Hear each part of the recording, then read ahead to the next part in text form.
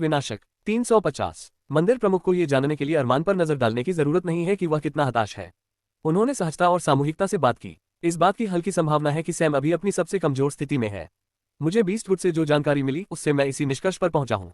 इतना नुकसान उठाने के बाद उसके बचने का कोई रास्ता नहीं है, लेकिन उसका या उसके दोस्तों का कोई नहीं है और युद्ध के मैदान में कोई अन्य अवशेष नहीं मिला है। इसलिए मुझे यकीन है कि वह जीवित है, भले ही कमजोर हो। उसके बाद उसे ठीक होना है और उसके लिए एक ही सुरक्षित जगह है। इस समय पूरी दुनिया की नज़र उन पर है और उनके लिए अपने स्वास्थ्य को ठीक करना बेहद मुश्किल होगा और अपने स्वास्थ्य के ठीक होने के बाद भी अपने चरम पर पहुंचने और अपने शस्त्रागार को फिर से भरने के लिए उन्हें आय का एक स्रोत ढूंढना होगा और संसाधन। विश्व में केवल एक ही स्थान है जो उसे ये सब प्रदान कर सकता है और वह है पश्चिमी महाद्वीप। ये स्थान एकमात्र स्थान है जहां वह बिना किसी बाधा के छिप सकता है, स्वस्थ हो सकता है, बचाव कर सकता है और ठीक हो सकता है। उस स्थान पर उसके पास आय के कई स्रोत, जानकारी और संसाधन हैं। इसलिए उसके पास संसाधनों और शस्त्रागार की पिछली मात्रा न हो, इसके लिए आपको उन संसाधनों तक उसकी पहुंच को रोकना होगा। यदि ये केवल उसकी चाल के बिना ही है तो आप उससे सीधे लड़ सकते हैं और यहां तक कि वज्रदेवता मंदिर भी आपकी मदद कर सकता है। लेकिन अगर वह उन तक पहुंच जाता है तो आपके बचने का कोई रास्ता नहीं है। टेम्पल ने धीरे से कहा। अरमान गहरे सोच में पड़ गया और बोला, मुझे क्या करना है? थंडर गॉड टेम्पल से एक दूत के रूप में पश्चिमी महाद्वीप पर जाएं।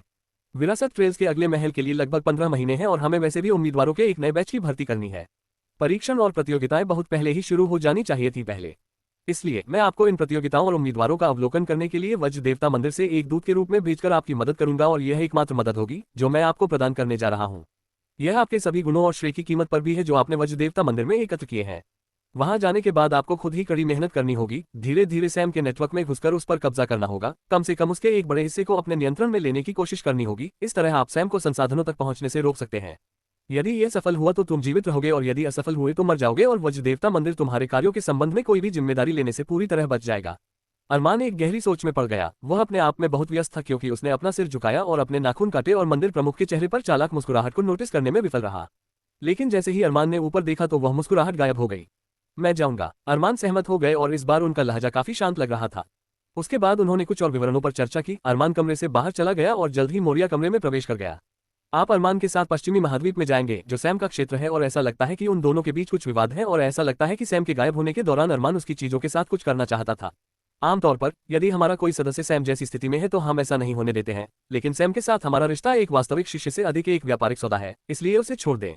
जब तक उसमें निर्दोष लोग शामिल न हो और भारी जनहानि न हो, आपको हस्तक्षेप करने की आवश्यकता नहीं है।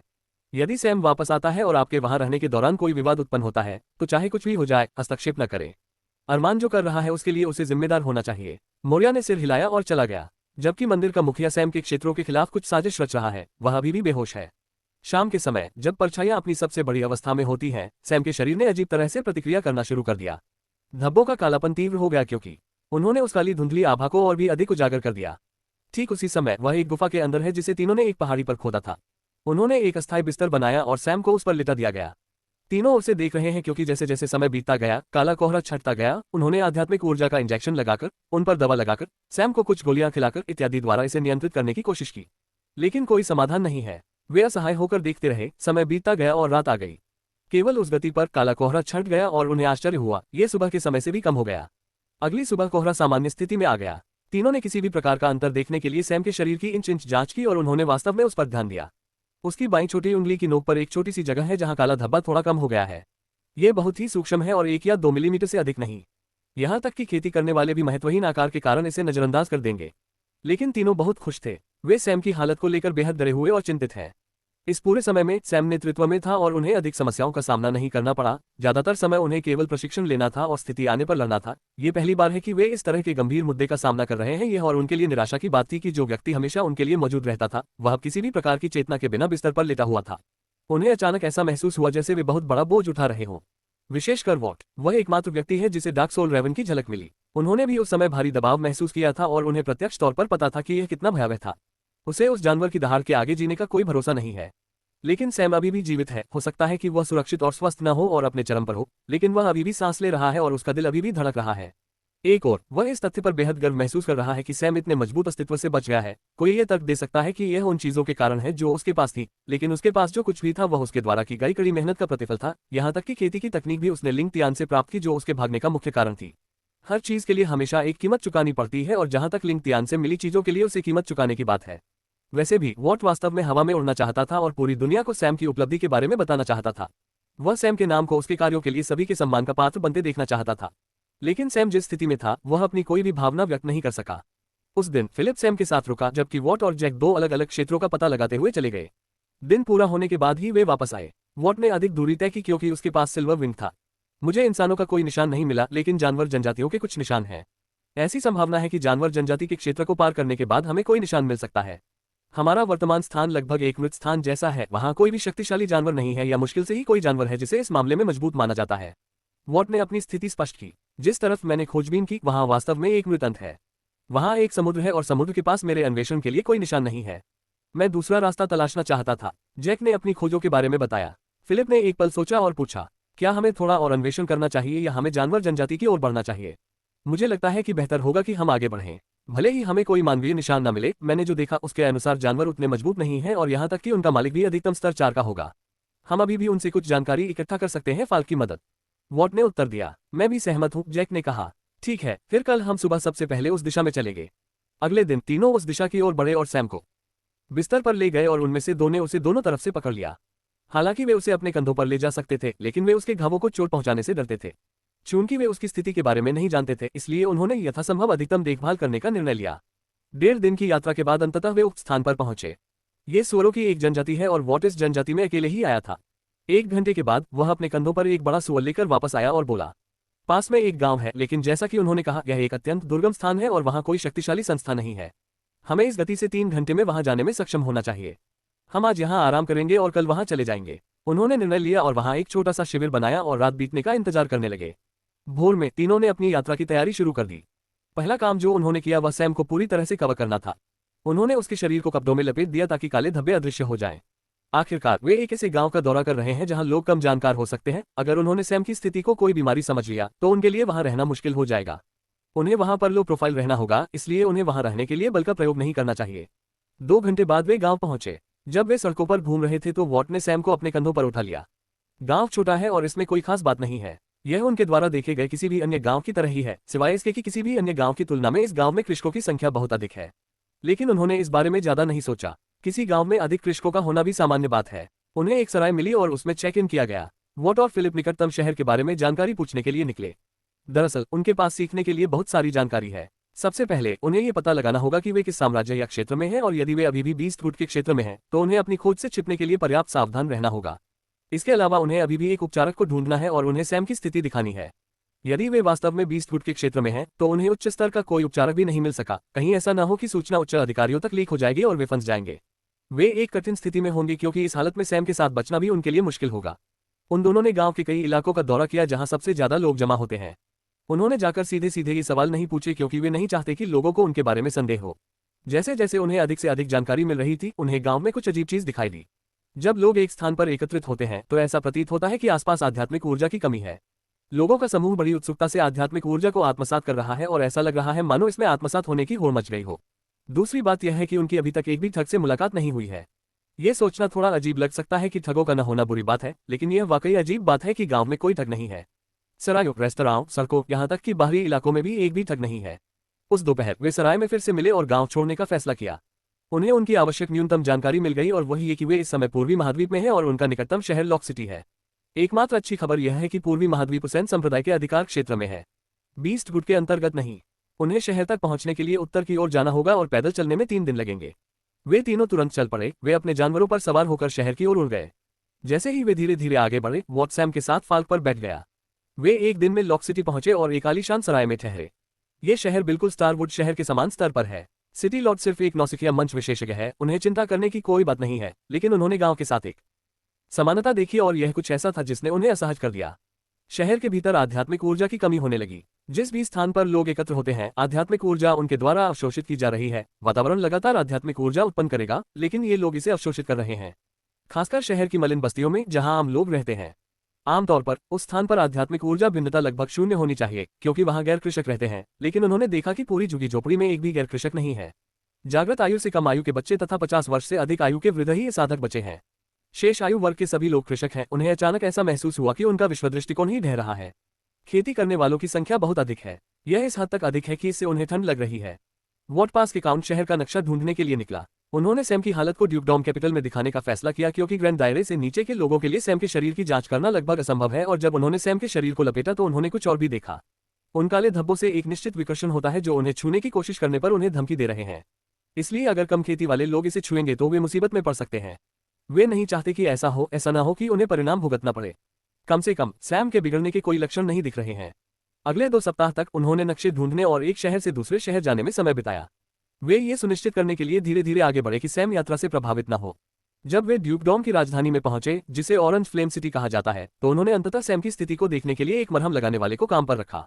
मरहम लगाने वाले ने सैम और काले धब्बों पर नजर डाली, लेकिन कुछ भी पहचान नहीं सका। उन्होंने पूरे शरीर का निदान किया और एक रिपोर्ट दी, और वह ये कि हालांकि सैम का शरीर कमजोर और बेहोश है, ये नींद की स्थिति की तरह है, यहाँ तक कि घावों के बढ़ने या बिगड़ने का कोई संकेत नहीं दिख रहा है। उनके स्वास्थ्य ठीक है और उनकी हालत स्थिर है और जीवन को खतरे का कोई संकेत नहीं है। फिलहाल उनके शरीर पर काले धब्बे कोई नकारात्मक लक्षण नहीं दिखा रहे हैं। उन्होंने उन्हें सैम को फार्मास्यूटिकल टावर के प्रमुख से मिलवाने की सलाह दी। उन्होंने अपॉइंटमेंट बुक करने में भी मदद की पेशकश की। इस देश में उनका कोई प्रभाव नहीं है। उनके पास केवल अपनी व्यक्तिगत ताकतें हैं और आध्यात्मिक पत्थरों की भरमार है। कोई प्रसिद्धि नहीं है और लोग उन्हें सैम के लिए जिम्मेदार नहीं मानते हैं, और सैम के बेहोश होने के कारण वे सैम के व्यवसायों से प्राप्त कनेक्शन तक नहीं पहुंच सकते हैं। वे उसे 2 दिनों के बाद फार्मास्यूटिकल टावर के प्रमुख के पास ले गए और परिणाम वही निकला, वे कुछ नहीं कर सके। वे सैम की स्थिति को समझ नहीं सके। हालांकि टावर प्रमुख ने कुछ अतिरिक्त बयान दिए। ये सैम के शरीर में अंधेरे मौलिक ऊर्जा की उपस्थिति के बारे में है जो उन काले धब्बों का परिणाम है। टावर हेड ये पहचान नहीं सका कि वे काले धब्बे क्यों दिखाई देते हैं या वे किस प्रभाव का कारण बन सकते हैं, लेकिन उसे पता चला कि काले पैच में अत्यधिक केंद्रित अंधेरे मौलिक ऊर्जा है। दूसरी बात यह है कि उन्होंने कहा कि सैम का शरीर ठीक हो रहा है। उन्होंने कहा कि सैम की हालत स्थिर लेकिन कमजोर है। स्थिति बिगड़ने के कोई संकेत नहीं दिख रहे हैं, लेकिन वह निश्चित रूप से धीरे धीरे ठीक हो रहे हैं। सामान्य लोगों को इसे पहचानने में परेशानी हो सकती है, लेकिन टावर हेड अपने अनुभव और विशेषज्ञता से इसे पहचानने में सक्षम थे। ये सुनकर तीनों को कुछ राहत महसूस हुई। वे अंधेरे तात्विक ऊर्जा के साथ इतने अनुभवी नहीं हैं और सैम के शरीर में इसकी एकाग्रता को समझ नहीं सके, लेकिन वे जानते हैं कि सैम अंधेरे तात्विक ऊर्जा का उपयोग करता है, जिससे उन्हें राहत महसूस हुई। उन्होंने सैम के ठीक होने तक उसी शहर में रहने का फैसला किया। उन्होंने एक आवास खरीदा और कुछ समय के लिए अपने स्वयं के आवास की व्यवस्था की। इन्हें आर्थिक रूप से कोई परेशानी नहीं होती है। कुछ दिनों के बाद उन्हें इस शहर में एक और अनोखी चीज भी नजर आई। हमेशा की तरह ये शहर कृषकों से भरा हुआ है और कुछ स्थानों पर आध्यात्मिक ऊर्जा की भारी कमी है। इसके साथ ही हर जगह सड़क पर झगड़े हो रहे हैं और हर दिन नए शिकारी और भाड़े के सैनिक पंजीकृत हो रहे हैं।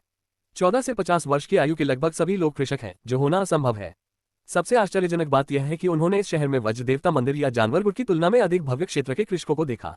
ये कुछ ऐसा है जो उनके लिए बेहद जबरदस्त है। इस समय तक उन्हें समझ में आ गया था कि इस देश में कुछ बहुत ही गलत है और इसका कारण सिर्फ कृषकों की संख्या अधिक होना नहीं है।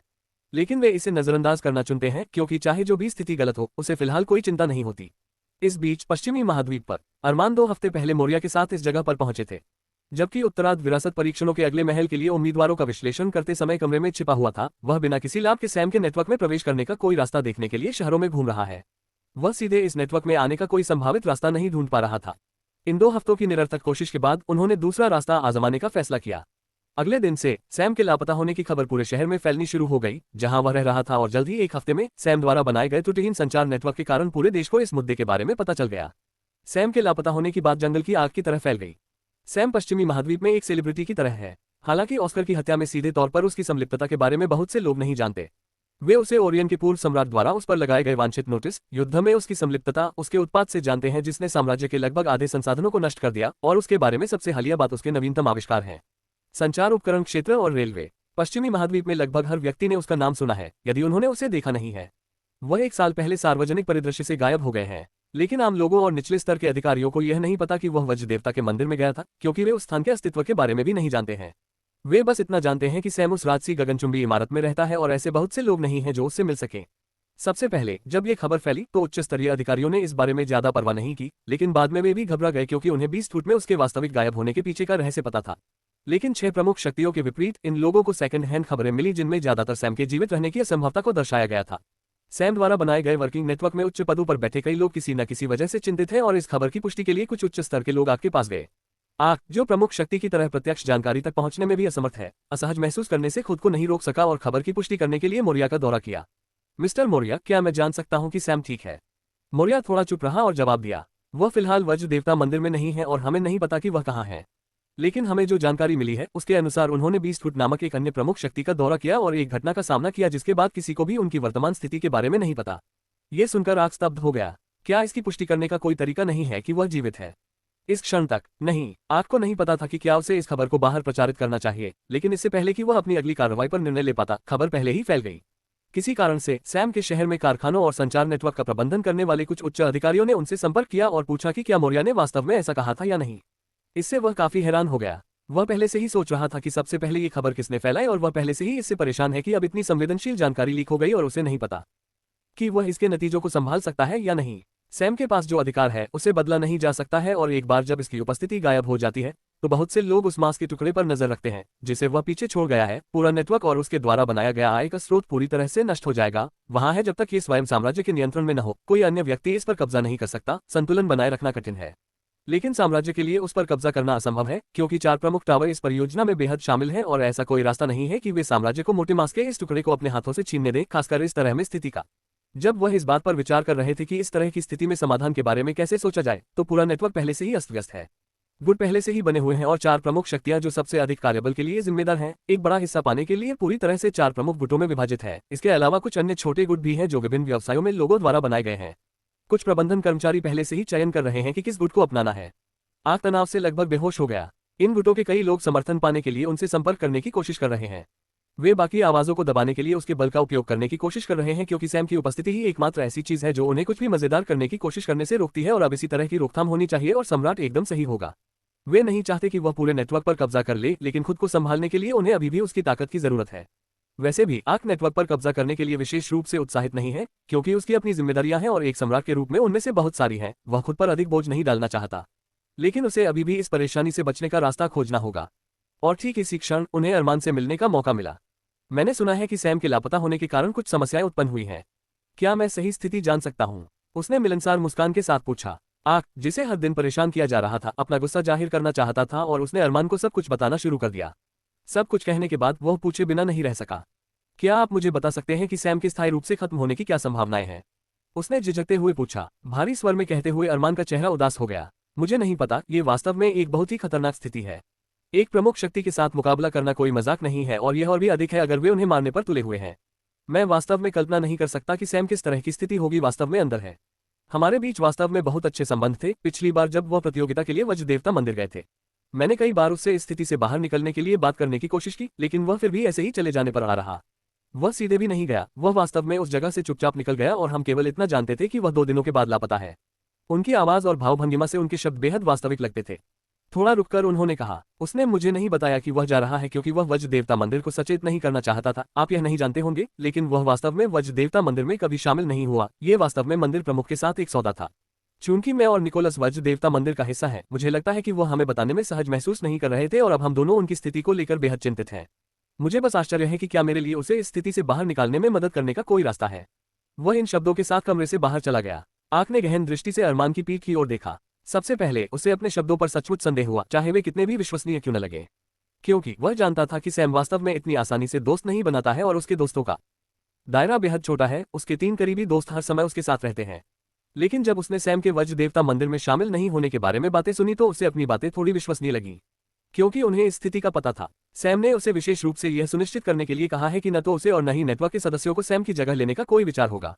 वह थोड़ी देर के लिए गहरे विचार में चला गया और फिलहाल चीजों को रहने दिया। उसने इस नेटवर्क के विचारों को कुछ समय के लिए अलग रखने का फैसला किया और जब स्थिति निराशाजनक हो जाएगी तो वह उनसे निपट लेगा। जबकि स्थिति इस प्रकार है, आपको अचानक एक और स्थिति का सामना करना पड़ा। वह विभिन्न स्थानों के आपराधिक रिकॉर्ड खंगाल रहे थे। वह कभी कभार समय समय पर ऐसा करता है ताकि वह सिटी गार्ड द्वारा साम्राज्य की कानून व्यवस्था को संभालने के तरीके का विश्लेषण और सुधार कर सके। और उन्हें आश्चर्य हुआ, अपराध दर बहुत कम हो गई। अब पहले जितनी डकैतियां नहीं है और अधिक से अधिक सार्वजनिक रूप से कुछ पिटाई होती है और ये पीड़ित भी पूर्व बदमाश है। वह नहीं जानता कि स्थिति अचानक इतनी अच्छी कैसे हो गई, लेकिन उसे अचानक राहत महसूस हुई क्योंकि यह थोड़ी देर में सुनी गई एकमात्र बड़ी खबर थी। एक अन्य व्यक्ति जो थोड़ी देर में साम्राज्य में घूम रहा है ऐसा नहीं सोचता। वह कोई और नहीं बल्कि सिरोना है। जब से वह पश्चिमी महाद्वीप में आए वह पूरे देश में घूम रही है, सिर्फ खोजबीन करने के लिए, और उसने गांवों और निचले स्तर के शहरों में कुछ खासियतें देखी और ये विशेषताएं वैसी ही हैं जैसी फिलिप, वॉट और जैक ने पूर्वी महाद्वीप में देखी थी।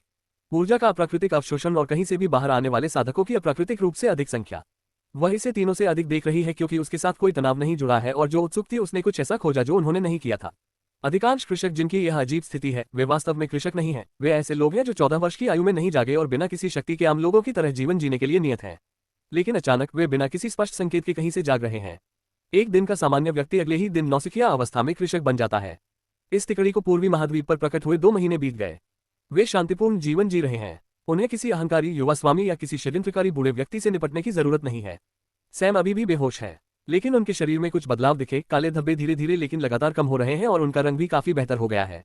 वे बहुत ही घटनापूर्ण जीवन जी रहे हैं। इस उबाऊ दिनचर्या में उन्हें दिलचस्पी लेने वाली एकमात्र बात यह थी कि शहर में एक धर्म प्रवेश कर गया था।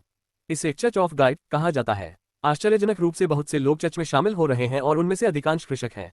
अजीब बात यह है कि यह चर्च कहीं से भी प्रकट नहीं हुआ, लेकिन एक व्यापारिक संघ से सुनी गई खबरों के अनुसार ये चर्च पिछले 2 हफ्तों में सभी गांवों और लगभग सभी प्रमुख शहरों में दिखाई दिया। इस चर्च में बहुत सारे लोग शामिल हुए हैं और यह संख्या बढ़ती ही जा रही है। ऐसी अफवाह भी है कि एक विशेष गांव में हर एक व्यक्ति इस चर्च का अनुयायी बन गया। इसमें ग्राम प्रधान, रक्षक और यहां तक कि सड़क पर रहने वाले गुंडे भी शामिल थे। वे रातों रात कट्टर अनुयायी बन गए। चर्च का प्रत्येक सदस्य सफेद वस्त्र पहनता है और वे अपने धर्म की वकालत करते हुए समूहों में यात्रा करते हैं।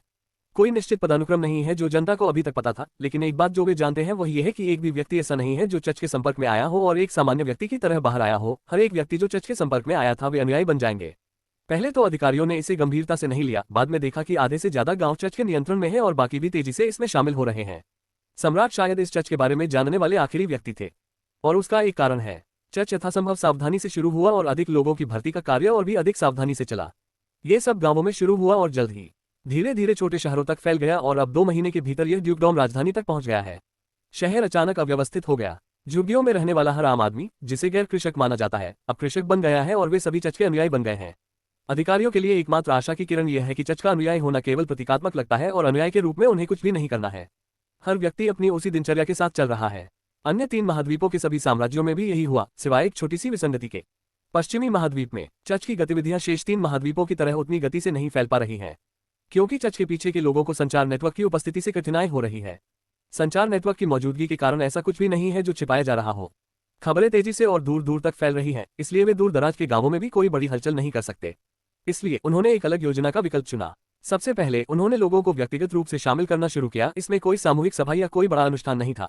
अपने लक्ष्य समूह के प्रत्येक व्यक्ति को अपने साथ जोड़ने के बाद उन्होंने जबरदस्ती संचार नेटवर्क को बंद करना शुरू कर दिया। ऐसे ही पहले हफ्ते में 5 गांव बाकी दुनिया से अलग थलग हो गए। उसी सप्ताह में दूसरे महाद्वीप के चर्च समूह लगभग सभी गांवों का काम पहले ही पूरा कर चुके हैं। लेकिन चर्च ने हार नहीं मानी। उन्हें लगा कि कुछ भी गलत नहीं है और उसी योजना के साथ आगे बढ़े और 2 सप्ताह के अंत तक, जो कि आज का दिन है, उन्होंने अन्य 15 गांवों का काम पूरा कर लिया, जबकि दूसरे महाद्वीप का चर्च फैल गया ड्यूकडॉम राजधानियों के लिए। प्रगति में अंतर बहुत बड़ा था, लेकिन उसके कुछ आंतरिक कारण हैं। जैसे ही वे आगे बढ़ने के बारे में सोच रहे थे, उन्हें नहीं पता था कि पश्चिमी महाद्वीप के सम्राट ने पहले ही उन 21 गांवों के बारे में जानकारी ढूंढनी शुरू कर दी है। ऐसा संचार नेटवर्क की उपस्थिति के कारण भी है। सैम ने 2 प्रमुख नेटवर्क हब बनाए हैं और उनमें से एक सैम के शहर में है और दूसरा इंपीरियल कैपिटल में है। इन गांवों के अंदर संचार नेटवर्क बंद होते ही दोनों हब को सूचना मिल गई। पहले तो संचालकों ने ज्यादा नहीं सोचा, उन्हें ही लगा कि टावर में कोई दिक्कत है और उन्होंने जरूरी टेक्नीशियन भेज दिए। लेकिन 2 सप्ताह के बाद रुकावटें बढ़ती गईं और जिन लोगों को समस्या ठीक करने के लिए भेजा गया वे गायब हो गए और उनसे संपर्क करने का कोई रास्ता नहीं बचा। इस दिन, जबकि तीनों पूर्वी महाद्वीप में चर्च से सावधान महसूस कर रहे हैं और सिरोना जो पश्चिमी महाद्वीप पर अपनी यात्रा समाप्त कर सैम के शहर में लौट रही है, आक ने उन 21 गांवों में सेना भेजी जिनके कनेक्शन अवरुद्ध हैं। 21 टीमें हैं जिनका नेतृत्व 21 नवजात चरण के कल्टीवेटर कर रहे हैं और प्रत्येक टीम प्रत्येक गांव की ओर जा रही है। जबकि आक 21 गांवों में विसंगति के बारे में चिंतित है, एक और समस्या है जिसने उसके दरवाजे पर दस्तक दी है और वह ये है कि फार्मास्यूटिकल टावर के लोग सैम के नेटवर्क के भीतर विवाद शुरू कर रहे हैं। वे अचानक मुनाफे में अपना हिस्सा बढ़ाने की मांग कर रहे हैं और दावा कर रहे हैं कि उन्हें कम आंका जा रहा है। वे इस मुद्दे को सीधे सम्राट के पास ले आए, जो अपने तैनात सैनिकों से समाचार की प्रतीक्षा कर रहा था। शाही दरबार। 4 लोग अतिथि सीटों पर बैठे हैं जबकि सम्राट अपनी कुर्सी पर बैठे हैं। ये चारों लोग कोई और नहीं बल्कि ओरियन के 4 प्रमुख टावरों के पूर्व टावर प्रमुख हैं। फार्मास्यूटिकल टावर का प्रमुख एक तरफ अकेला बैठा है जबकि अन्य 3 उसके सामने बैठे हैं। मैं चाहता हूं कि फार्मास्यूटिकल टावर के मुनाफे में हिस्सेदारी 5% बढ़े। हम अन्य 3 व्यवसायों के हाथों बहुत बड़ा नुकसान झेल रहे हैं। फार्मास्यूटिकल टावर प्रमुख ने अत्यंत गंभीर स्वर में कहा। नुकसान से आपका क्या मतलब है? पूरा नेटवर्क मुख्य रूप से हमारे 3 व्यवसायों के आधार पर काम कर रहा है, जबकि फार्मास्यूटिकल टावर केवल व्यवसाय और प्रशासन में भाग ले रहा है। हमारे 3 पेशे विनिर्माण, रखरखाव, परिवहन और अन्य सभी सेवाओं की देखरेख कर रहे हैं। आप कैसे सोचते हैं कि आपको नुकसान हो रहा है? आपके कहने का क्या मतलब है कि हम केवल व्यवसाय और प्रशासन के लिए जिम्मेदार हैं? ऐसा लगता है कि आप कर्मचारी कल्याण भूल गए हैं। हम ही सभी कर्मचारियों के लिए आवश्यक गोलियां और औषधि की आपूर्ति कर रहे हैं और हमें दुर्लभ जड़ी बूटियां और दवाएं भी प्रदान करनी है योग्यता विनिमय में। हालांकि हम जो चीजें बेच रहे हैं उनसे पैसा कमा रहे हैं और उनसे उचित हिस्सा प्राप्त कर रहे हैं। बाकी सब कुछ जो कर्मचारी कल्याण और योग्यता विनिमय के लिए किया जा रहा है वह बिल्कुल भी उचित आदान प्रदान नहीं है। हम बहुत सारा पैसा खो रहे हैं। बहस आगे पीछे होती रही और इसी तरह वे पूरी तरह से भूल गए कि वे सम्राट की उपस्थिति में हैं। उन्होंने पूरी तरह से एक दूसरे पर लानत मलानत शुरू कर दी और पूरी चीज लगभग हाथ से बाहर हो गई। 1 घंटे से अधिक की अराजकता के बाद कारीगर टावर प्रमुख ने जोर से घोषणा की। बुरे आदमी, आप जितना चाहे मुनाफे में अधिक हिस्सा पाने का सपना देख सकते हैं। ऐसा कोई तरीका नहीं है जिससे हम आपको मुनाफे में अपना हिस्सा लेने देंगे। जवाब देते समय फार्मास्यूटिकल टावर प्रमुख ने तिरस्कार भरी आवाज में कहा, यदि आप अपना हिस्सा नहीं दे रहे हैं तो ऐसा ही करें। अभी भी सैम का हिस्सा है, हम उसमें से इसे ले लेंगे। उनके ये शब्द कहते ही माहौल गमगीन हो गया। वो कनखियों से सम्राट की ओर देख रहे हैं। आग को अंततः समझ आ गया कि यह बूढ़ी लोमड़ी क्या कर रही है। उसका मुख्य उद्देश्य शुरू से ही सैम की हिस्सेदारी है। कहते हुए उसने क्रोध से अपने दांत पीस लिए। सैम फिलहाल यहाँ नहीं है, आप कैसे निर्णय ले सकते हैं? मुझे लगता है कि वज्र देवता मंदिर की यात्रा के बाद सम्राट को सैम से इस बारे में पूछना चाहिए। चिंता न करें, हमारा फार्मास्यूटिकल टावर यात्रा का खर्च वहन करेगा। आग ने भौहें चढ़ा दी। वह अभी भी सोच रहा था कि सैम के लापता होने की स्थिति को कैसे संभाला जाए, लेकिन अब ये लोग सैम के लापता होने की पुष्टि करने की और भी जल्दी में हैं। एक बार जब वे उसके लापता होने की पुष्टि कर देते हैं तो उनके लिए नेटवर्क में सौहार्दपूर्ण ढंग से बने रहने का कोई रास्ता नहीं है। पूरा संगठन टुकड़ों में बंटने वाला है। उसने किसी हरकत के बारे में बहुत देर तक सोचा और कहने से पहले एक गहरी सांस ली। मैं वज्र देवता मंदिर का दौरा करूंगा, लेकिन अभी नहीं। मेरे पास इस समय एक समस्या है और मुझे जितनी जल्दी हो सके इससे निपटने की जरूरत है। मैं आपको 10 दिनों में सूचित करूंगा, जब तक कि मैं आपसे उम्मीद नहीं करता कि आप पूरे संगठन को शांतिपूर्वक बनाए रखेंगे। यदि आप लोगों को लेन देन में समस्या हो रही है और कोई अन्य विवाद उत्पन्न हो जाता है, तो मेरा मानना है कि इंपीरियल कैपिटल के टावर प्रमुख संगठन की देखभाल करने में काफी खुश होंगे, जबकि आप लोग पद छोड़ देंगे और अपने पदों को वापस लेने से पहले अपने मुद्दों को सुलझा लेंगे। एक सप्ताह बाद में जवानों ने निर्धारित गांवों में पहुंचकर इसकी जांच शुरू कर दी। गांव में घुसते ही उन्हें यह विचित्रता पता चली। ऐसे बहुत से लोग हैं जो सफेद वस्त्र पहने हुए हैं और यहाँ तक कि ग्राम रक्षक भी, जो प्रवेश द्वार पर निगरानी रखने के लिए जिम्मेदार हैं, वही कर रहे हैं। पूरा गांव एकदम शांत लग रहा था क्योंकि चारों ओर केवल सफेद लिबास वाले लोग ही घूम रहे थे। किसी को सचेत न होने देने के लिए सैनिक रात में गांव में घुस गए और यह बहुत बड़ी बात हो गई, क्योंकि रात में उन्होंने कुछ ऐसा देखा जिससे उनके होश उड़ गए। एक 50 वर्षीय व्यक्ति, जो बिल्कुल सामान्य है, एक नवनिर्मित बड़े घर में दाखिल हुआ और सफेद वस्त्र पहनकर बाहर आया। लेकिन इस बार उनका शरीर आध्यात्मिक ऊर्जा तरंगे छोड़ रहा है और साथ ही आध्यात्मिक ऊर्जा को उन्मत्तता से अवशोषित कर रहा है। इसके अलावा बाकी सामान्य किसान अपने घरों में बदहवास हालत में पड़े हुए हैं। उनमें से कुछ को मार दिया जाता है, कुछ को सम्मोहित कर दिया जाता है और कुछ को पूरी तरह से प्रतिबंधों से बांध दिया जाता है। लगभग सभी गांवों का यही हाल है और हर जगह सफेद मास्क पहने एक शख्स है जो इन आम लोगों को गोलियां खिला रहा है। टीमों के कप्तान जानते थे कि स्थिति कुछ भी हो लेकिन अच्छी है। वे तुरंत गांव से चले गए और आग को स्थिति के बारे में सूचित किया। आग को अचानक महसूस हुआ कि उसका सिर सुन्न हो गया है। उसे इस बात से राहत महसूस हो रही थी कि गांवों में अपराध दर बिल्कुल कम हो गई है, लेकिन ऐसा लग रहा था कि उसकी पीठ पीछे कुछ बड़ा चल रहा है और वह नहीं जानता कि यह क्या है। सभी 21 गांवों के नेताओं को पकड़ लो, मुझे उन सभी को जीवित चाहिए। जहां तक बाकियों की बात है, उन्हें गिरफ्तार करने का प्रयास करो और सामान्य कृषकों को रिहा करो। यदि उन्होंने विरोध करने का साहस किया तो उनकी खेती को नष्ट कर दिया। रातों रात किसान बनने जैसी कोई चीज नहीं है और अगर ऐसा कुछ है तो यह निश्चित रूप से अच्छी बात नहीं है। ऐसा लग रहा था जैसे कोई हमारे पीठ पीछे बहुत बड़ी योजना बना रहा हो। उन्हें गिरफ्तार करके एकांत में रख दो, अपने भीतर बात भी न करने दो। जितनी जल्दी हो सके नेताओं को वापस लाओ। उन आदेशों के साथ अगली रात सैनिकों ने कार्रवाई की और नेताओं को गिरफ्तार कर लिया। उन्होंने उनमें से बाकी लोगों को कैद में डाल दिया और उनकी इंद्रियों को गांव के भीतर पूरी तरह से सील कर दिया। उन पर निगरानी रखने के लिए सैनिकों को पीछे छोड़ दिया गया था और नेताओं को नैसेंट चरण के कृषकों द्वारा बचा लिया गया था। संचार टावर भी अनलॉक है। आज जिसे 2 दिन बाद वज्र देवता मंदिर जाना था, उसने इस मामले की जांच करने तक जाने के बारे में सोचा भी नहीं था। जब वह इंतजार कर रहा था, दुनिया के दूसरी तरफ कुछ और ही घटित हो रहा था। इस सप्ताह में पूर्वी महाद्वीप में चर्च की गतिविधियां एक नई ऊंचाई तक पहुंच गईं और धीरे धीरे लोग हर दरवाजे तक पहुंच रहे हैं और गाइड चर्च की वकालत कर रहे हैं। वे समानता, निष्पक्षता का प्रचार कर रहे हैं जो चर्च में शामिल होने के बाद ही प्रदान किया जाएगा। तीनों को बहुत अलग महसूस हुआ। मरहम लगाने वाले ने जो कहा उसके अनुसार सैम का स्वास्थ्य लगभग 3 महीने में बेहतर हो जाएगा, इसलिए उन्हें अगले 3 महीनों तक सावधान रहना होगा। लेकिन ये चर्च अनुयायी बहुत ज्यादा हंगामा कर रहे हैं। वॉट ने एकमात्र छाया चूहों को भेजा जो उसके पास जानवर की थैली में थे। जब सैम ने जानवर गुट में घुसपैठ की तो इसे वॉट को भेजा गया था। उन्होंने छाया चूहों को सड़कों पर भेजा जहां चर्च के अनुयायी घर घर जाकर प्रचार कर रहे थे ताकि वे स्थिति को समझ सके। जब चूहा घर में घुसा तो उसने देखा कि चर्च के सदस्य जो सफेद वस्त्र पहने हुए हैं, बिना खटखटाए सीधे अंदर चले गए। सबसे आगे वाले ने आम आदमी की गर्दन पकड़ ली और उसके मुंह में जबरदस्ती एक गोली डाल दी। घर के अंदर 2 और लोग हैं, उनमें से एक महिला है जो लगभग 40 के आसपास की लगती है और एक बेटा है जो अभी अभी जागा है। ऐसा लग रहा था जैसे वे उसके जागरण पर दावत कर रहे हों। लेकिन घुसपैठियों ने उनके लिए मुस्कुराना भी मुश्किल कर दिया। उन्होंने महिला के मुंह में एक ही प्रकार की पीएफ की गोली जबरदस्ती डाली और लड़कों के मुंह में बिल्कुल अलग तरह की गोली डाली। उन तीनों के बेहोश होने के बाद उन्होंने एक बयान भी छोड़ा। अज्ञानी को स्थिति समझाना कठिन है, इसलिए हमने आपको सही रास्ता दिखाने की जिम्मेदारी अपने ऊपर ले ली है। मार्गदर्शक ही एकमात्र ऐसा व्यक्ति है जो हमें सच्ची और निष्पक्ष दुनिया की ओर ले जा सकता है। हमें क्षमा कर दीजिए। चूहा तुरंत घर से बाहर नहीं निकला, बल्कि वह तब तक वहीं रुका रहा जब तक वे तीनों जाग नहीं गए। सबसे पहले जागते हैं दंपत्ति। जागने के बाद वे अचंभे में लग रहे थे लेकिन जल्द ही घर से निकल गए। इसके बाद लड़का भी जाग गया और वह भी सकते में लग रहा था। वह कुछ असंगत ढंग से बड़बड़ा रहा था। वह वहां क्यों था, उसने ये कपड़े क्यों पहने हैं और उसका नाम क्या है? ऐसा लग रहा था जैसे उसकी याददाश्त पूरी तरह से खत्म हो गई हो। अगली सुबह चूहा वॉट के पास लौट आया, जिसे फाल्क के अनुवाद के माध्यम से जानकारी का सार मिला। उसे अचानक ठंड लगने लगी। उसे नहीं पता था कि पूरा चच कैसे काम करता है और वे समझ नहीं पा रहे थे कि यह इतनी जल्दी कैसे समृद्ध हो गया, लेकिन अब ये समझ में आया। वे अपनी संख्या बढ़ाने के लिए दबाव डाल रहे हैं और कुछ अजीब कारणों से वे कृषकों को लक्ष्य नहीं बना रहे हैं। उनका एकमात्र लक्ष्य आम लोग हैं। उसने अचानक कुछ सोचा। इस शहर में पहले उसे लगा कि सभी भव्य क्षेत्र के कृषक अब सफेद वस्त्र पहने हुए हैं, यानी ये सभी चच के थे। उसने बिंदुओं को जोड़ा और तुरंत महसूस किया कि उसकी रीढ़ की हड्डी में ठंडक दौड़ रही है। वह नहीं जानता कि वास्तव में क्या हो रहा है, लेकिन वह जानता है कि कुछ बड़ा होने वाला है और अब यहाँ रहना सुरक्षित नहीं है। उन्होंने फिलिप और जैक को स्थिति समझाई और तीनों ने उसी दिन शाही राजधानी में जाने का फैसला किया। उन्होंने अपनी व्यवस्था की और रात में सावधानी से आगे बढ़ना शुरू कर दिया। लेकिन उन्हें आश्चर्य हुआ कि शहर के सभी द्वार पूरी तरह से अवरुद्ध हैं।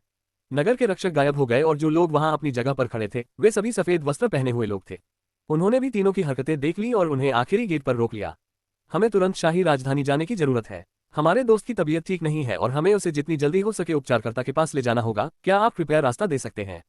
फिलिप ने बेहद चिंतित स्वर में कहा। वॉट और जैक ने एक दूसरे पर नजर डाली और वॉट ने सैम को अपनी पीठ पर बांध लिया और तुरंत सिल्वर विंड को बाहर निकाल लिया। उन दोनों ने अपने दोनों हाथों में मीथेन ग्रेनेड निकाले और सीधे उन 4 लोगों पर विस्फोट कर दिया जो उन्हें रोक रहे थे। उन्होंने जानवरों को अपनी थैलियों से बाहर निकाला और आकाश में चले गए।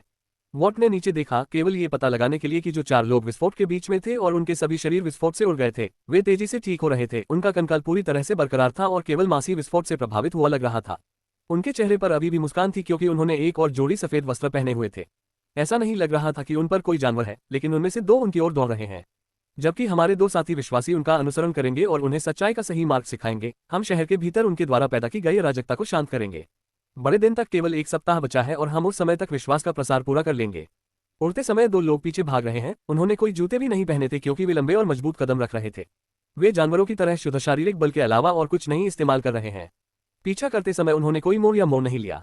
वे चट्टानों और यहाँ तक कि पेड़ों से भी टकराए। तीनों उन्हें जंगलों के अंदर तक ले गए और यह बेकार साबित हुआ क्योंकि उन्होंने कूदने के लिए और यहाँ तक कि कभी-कभी उनकी ऊंचाई तक पहुंचने की कोशिश करने के लिए पेड़ों को अपने आधार के रूप में इस्तेमाल करना शुरू कर दिया। तीनों सामने से तेजी से हमला कर रहे हैं और कुछ हमले साफ सुथरे तरीके से भी किए गए हैं जिससे उन्हें कुछ देखने को मिला। इन लोगों के शरीर अलग अलग होते हैं। उनसे आने वाली आध्यात्मिक ऊर्जा तरंगे चरम पर ग्रैंड रियल कल्टिवेटर के समान ही तरंगे दे रही हैं। वे किसी भी प्रकार के मौलिक हमलों का उपयोग नहीं कर सकते हैं और केवल शारीरिक बल पर भरोसा कर सकते हैं। वे आध्यात्मिक ऊर्जा के अवशोषण को अपनी स्वतंत्र इच्छा से नियंत्रित भी नहीं कर सकते थे। वास्तव में वे आध्यात्मिक ऊर्जा से संबंधित हर चीज से काफी अनभिज्ञ लग रहे थे। उनका पूरी तरह से दिमाग खराब कर दिया गया है और उनमें किसी भी तरह का विवेक नहीं बचा है। उनके शब्द शांत हैं लेकिन वे पूरी तरह से बकवास हैं। अंतिम लेकिन महत्वपूर्ण बात, उनकी बेहद अनोखी उपचार क्षमता। जब तक उनके कंकाल बरकरार हैं और पूरी तरह से जुड़े हुए हैं तब तक उन्हें ठीक होने में कोई समस्या नहीं है, चाहे उनकी चोटें कितनी भी गंभीर क्यों न हो। तीनों 2 दिनों तक दौड़े और ये लोग बिना किसी आराम के 2 दिनों तक उनका पीछा करते रहे। जंगल के कुछ जानवरों के इन 2 लोगों के साथ जुड़ने के बाद ही उन्हें आराम करने का पर्याप्त विशेषाधिकार मिला। उसके बाद वे शाही राजधानी की ओर बढ़ते रहे। वे नहीं जानते कि ये चच के लोग वास्तव में क्या योजना बना रहे हैं, लेकिन वे पूरी तरह से अजीब और बेहद खतरनाक लग रहे थे। विशेष रूप से उनके ब्रेन वॉश करने के तरीके और एक सामान्य व्यक्ति को इस तरह अजीब सनकी में बदल देना। छाया चूहे से जो सुना उससे ये जोड़ा नौसिखियों में बदल गया, लेकिन जिन लोगों ने उनका पीछा किया वे नवजात अवस्था के कृषक होने की कगार पर हैं। नहीं, उन्हें कृषक के बजाय जीव कहना अधिक उपयुक्त होगा। अगले 4 दिनों के बाद वे अंततः शाही राजधानी पहुंचे। अब उनका पहला उद्देश्य सम्राट को स्थिति की रिपोर्ट करना है, लेकिन उन तक सीधे पहुंचना बहुत मुश्किल होगा और वे उन्हें जाकर यह नहीं बता सकते कि कुछ शैतान उनके क्षेत्र के नीचे कहर बरपा रहे हैं। यह आश्चर्य की बात होगी यदि वे शाही महल में प्रवेश करने की कोशिश करने पर उन्हें पीट कर मार न डालें। उन्हें कोई उपाय नहीं सूझा और वे अपनी किस्मत आजमाने के लिए सीधे शाही महल की ओर चल पड़े, लेकिन जैसा कि अपेक्षित था उन्हें बाहर निकाल दिया गया। कम से कम शारीरिक रूप से नहीं, उन्हें विनम्रता से वापस भेज दिया गया। सभी प्रकार के अजीब विचारों के बारे में सोचने के बाद वे अंततः एक निर्णय पर पहुंचे और वह था एक सबसे सीधा तरीका इस्तेमाल करना जिसके बारे में वे संभवतः सोच सकते थे, और वह है एक दृश्य बनाना। वे तुरंत काम पर लग गए। 1 घंटे के बाद वॉट शाही महल के पास उड़ रहा है क्योंकि उसने सड़कों पर पैम्फलेटों की बौछार करना शुरू कर दिया है जो उन्होंने खुद बनाए थे। इससे काफी हंगामा हुआ और जल्द ही एक जानवर आकाश में उड़ गया और उन्होंने वॉट को पकड़ लिया। फिलिप और जैक बीच में उनके साथ शामिल हो गए। सैम फिलिप की पीठ से बंधा हुआ है। उन्होंने काफी शांति से आत्मसमर्पण कर दिया और किसी भी तरह का उपद्रव नहीं हुआ। उन्होंने भी कुछ उत्तर नहीं दिया। दरबार में पहुंचने के बाद ही उन्होंने कुछ बोला और वह भी इसलिए क्योंकि वहां शीर्ष पर सम्राट बैठे हैं। दिखने से तो आप लोग काफी प्रतिभाशाली लग रहे थे, लेकिन यह इस तथ्य को खारिज नहीं कर सकता कि आपने शाही महल पर हंगामा खड़ा कर दिया। आपकी प्रतिभा और आपके द्वारा की गई कड़ी मेहनत को ध्यान में रखते हुए मैं आपको खुद को समझाने दूंगा, लेकिन उससे पहले क्या आप मुझे बता सकते हैं कि आपकी पीठ पर आपके दोस्त के साथ क्या हुआ था? तीनों ने एक दूसरे पर नजरें डाली और फिलिप खुल गया। हम अभी आपके साथ पूरी तरह ही ईमानदार रहेंगे। हम यहाँ से नहीं है। मैं फिलिप हूँ, वह वॉट है और वह जैक है। जो मेरी पीठ पर बंधा हुआ था वह हमारा दोस्त सैम है। इस बात की हल्की संभावना है कि आपने कम से कम उसका नाम तो सुना ही होगा, लेकिन फिर भी मैं समझाऊंगा। 2.5 महीने पहले सैम ने 20 फुट में हंगामा खड़ा कर दिया था और हमने उनके आधे से अधिक मध्य स्तरीय सदस्यों को मार डाला था। उनके नवजात चरण के कृषक लगभग सभी मर चुके हैं और लड़ाई में अनगिनत प्री ट्रांसेंडेंट चरण के लोग भी हताहत हुए हैं। अंत में एक हताश स्थिति में उसने यहाँ परिवहन के लिए एक निश्चित तकनीक का उपयोग किया और यही वह प्रतिक्रिया है जिसे वह भुगत रहा है। वह रुका और सम्राट की ओर देखा जो अब तक अपना मुंह खुला करके खड़ा हो गया था। युवराज को बुलाओ, उसने एक परिचारक को आदेश दिया और फिर फिलिप की ओर मुड़कर जल्दबाजी भरे स्वर में कहा। क्या आप सच कह रहे हैं? वह लड़का पश्चिमी महाद्वीप का सैम है जो 20 फुट से बच गया।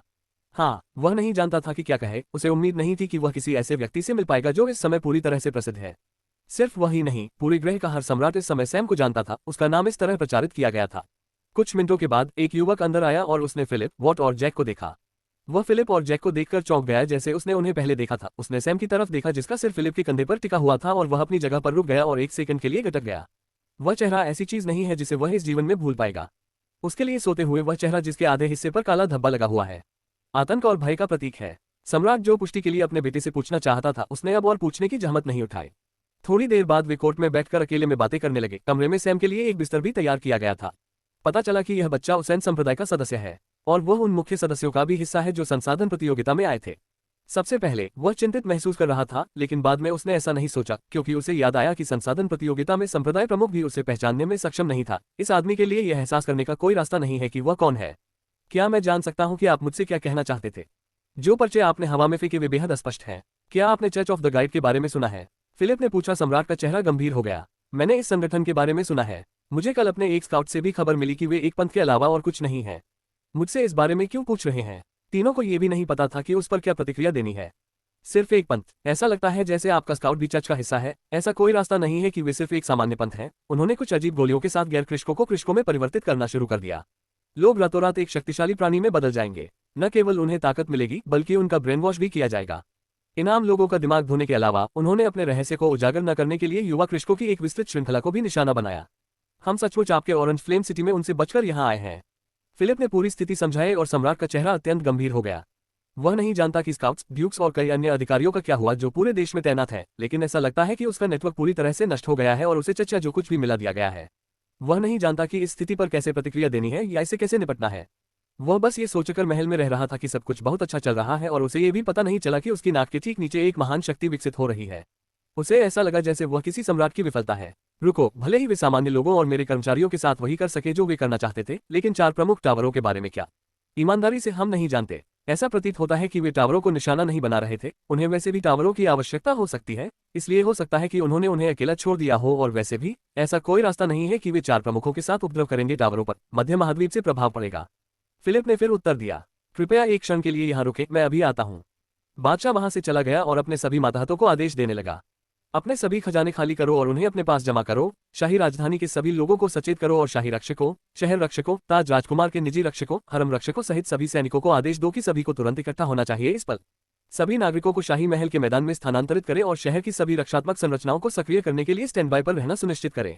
पुराने ड्यूक, पुराने मार्किस और बांस मंडप से पुराने सम्राट सहित अन्य सभी सेवानिवृत्त उम्मीदवारों को बुलाएं। निश्चित गुफा सहित सभी रक्षक जानवरों को अनलॉक करें और पुराने सम्राट के आने तक उस गुफा में स्टैंड बाय रहें। जो कोई भी भव्य क्षेत्र का कृषक है या नागरिकों के भीतर मजबूत है, उसे आरक्षित सैनिकों में शामिल होना चाहिए। भाड़े के गिल्ड के भीतर कार्यों की एक नई सूची प्रकाशित करें। शाही राजधानी में प्रत्येक भाड़े के सैनिक को किराए पर लें। मैं चाहता हूं कि दोपहर तक सब कुछ तैयार हो जाए। सम्राट वापस आया और तीनों और सैम को देखा। क्या आप लड़ाई में शामिल होने जा रहे हैं? उन्होंने एक पल सोचा और फिलिप ने पूछा, आपकी बैकअप योजना क्या है? मेरी बैकअप योजना सभी को यूसेन संप्रदाय के एक खाली द्वीप में स्थानांतरित करने के लिए टेलीपोर्टेशन फॉर्मेशन को सक्रिय करने की है। वास्तव में यह मेरे द्वारा प्राप्त किए गए उच्चतम कर का मेरा पुरस्कार था। मेरा देश बेहद समृद्ध है और मैंने इससे बहुत कुछ हासिल किया है। बात बस इतनी थी कि मैं शांति का आदी हो गया था। मैंने एक तरह से अपना बचाव छोड़ दिया और पूरी स्थिति की परवाह नहीं की। हालांकि द्वीप एक सती चीज है जिसका उपयोग वे मुझे नजरअंदाज करने के लिए करते थे। मैंने उस पर एक बम खर्च किया और उस पर एक अंतरिक्ष द्वार बनाया। लेकिन एकमात्र बात यह है कि आध्यात्मिक पत्थरों की कमी होगी। शायद आपको इसके बारे में चिंता करने की जरूरत नहीं है, वॉट ने फिलिप से नजर मिलाते हुए कहा। तीनों ने बचे हुए लोगों को ले जाने के लिए आध्यात्मिक पत्थर लगाने का फैसला किया। ऐसा लग सकता है कि वे कोई अच्छा काम कर रहे हैं, लेकिन इसके कुछ कारण हैं। पहला ये कि उन्हें उसी अंतरिक्ष द्वार का उपयोग करना होगा और दूसरा ये कि वे उसेन संप्रदाय के क्षेत्र में प्रवेश नहीं कर सकते। वे नहीं जानते कि क्या 20 फुट ने उनके सिर पर कोई बड़ा इनाम रखा है और 6 प्रमुख शक्तियों में हालांकि कुछ प्रतिद्वंद्विता है। ऐसी स्थितियों में वे एक दूसरे की मदद करेंगे। इसलिए उन्होंने जितना संभव हो उतने लोगों को ले जाने का निर्णय लिया ताकि वे इस देश के लोगों के साथ घुल मिल सके। और चूंकि उसेन संप्रदाय आने वाले प्रत्येक व्यक्ति का निरीक्षण करने के लिए पर्याप्त देखभाल नहीं करेगा, इसलिए उनके पास अधिक संभावना है छुपा रहे हैं। तो तीनों सैम और क्राउन प्रिंस ये पांचों स्पेस गेट फॉर्मेशन पर हैं और सभी नागरिकों को ले जाने की तैयारी कर रहे हैं। सम्राट के आदेशों का क्रियान्वयन शीघ्रता से किया जाता है। सभी सैनिक इकट्ठे हुए और उन्हें चर्च के लोगों के अजीब गुणों के बारे में जानकारी दी गई। हर कोई पूरी तरह से युद्ध की मुद्रा में है, यहाँ तक कि भाड़े के सैनिक भी मैदान में शामिल हो गए और तैयारी करने लगे। केवल ग्रैंड रियलम स्टेज या उससे ऊपर के लोग ही तैनात हैं। किसी कारण से सम्राट को लगा कि यह भी व्यर्थ होने वाला है, इसलिए उन्होंने एक के बाद एक लोगों को भेजना शुरू कर दिया।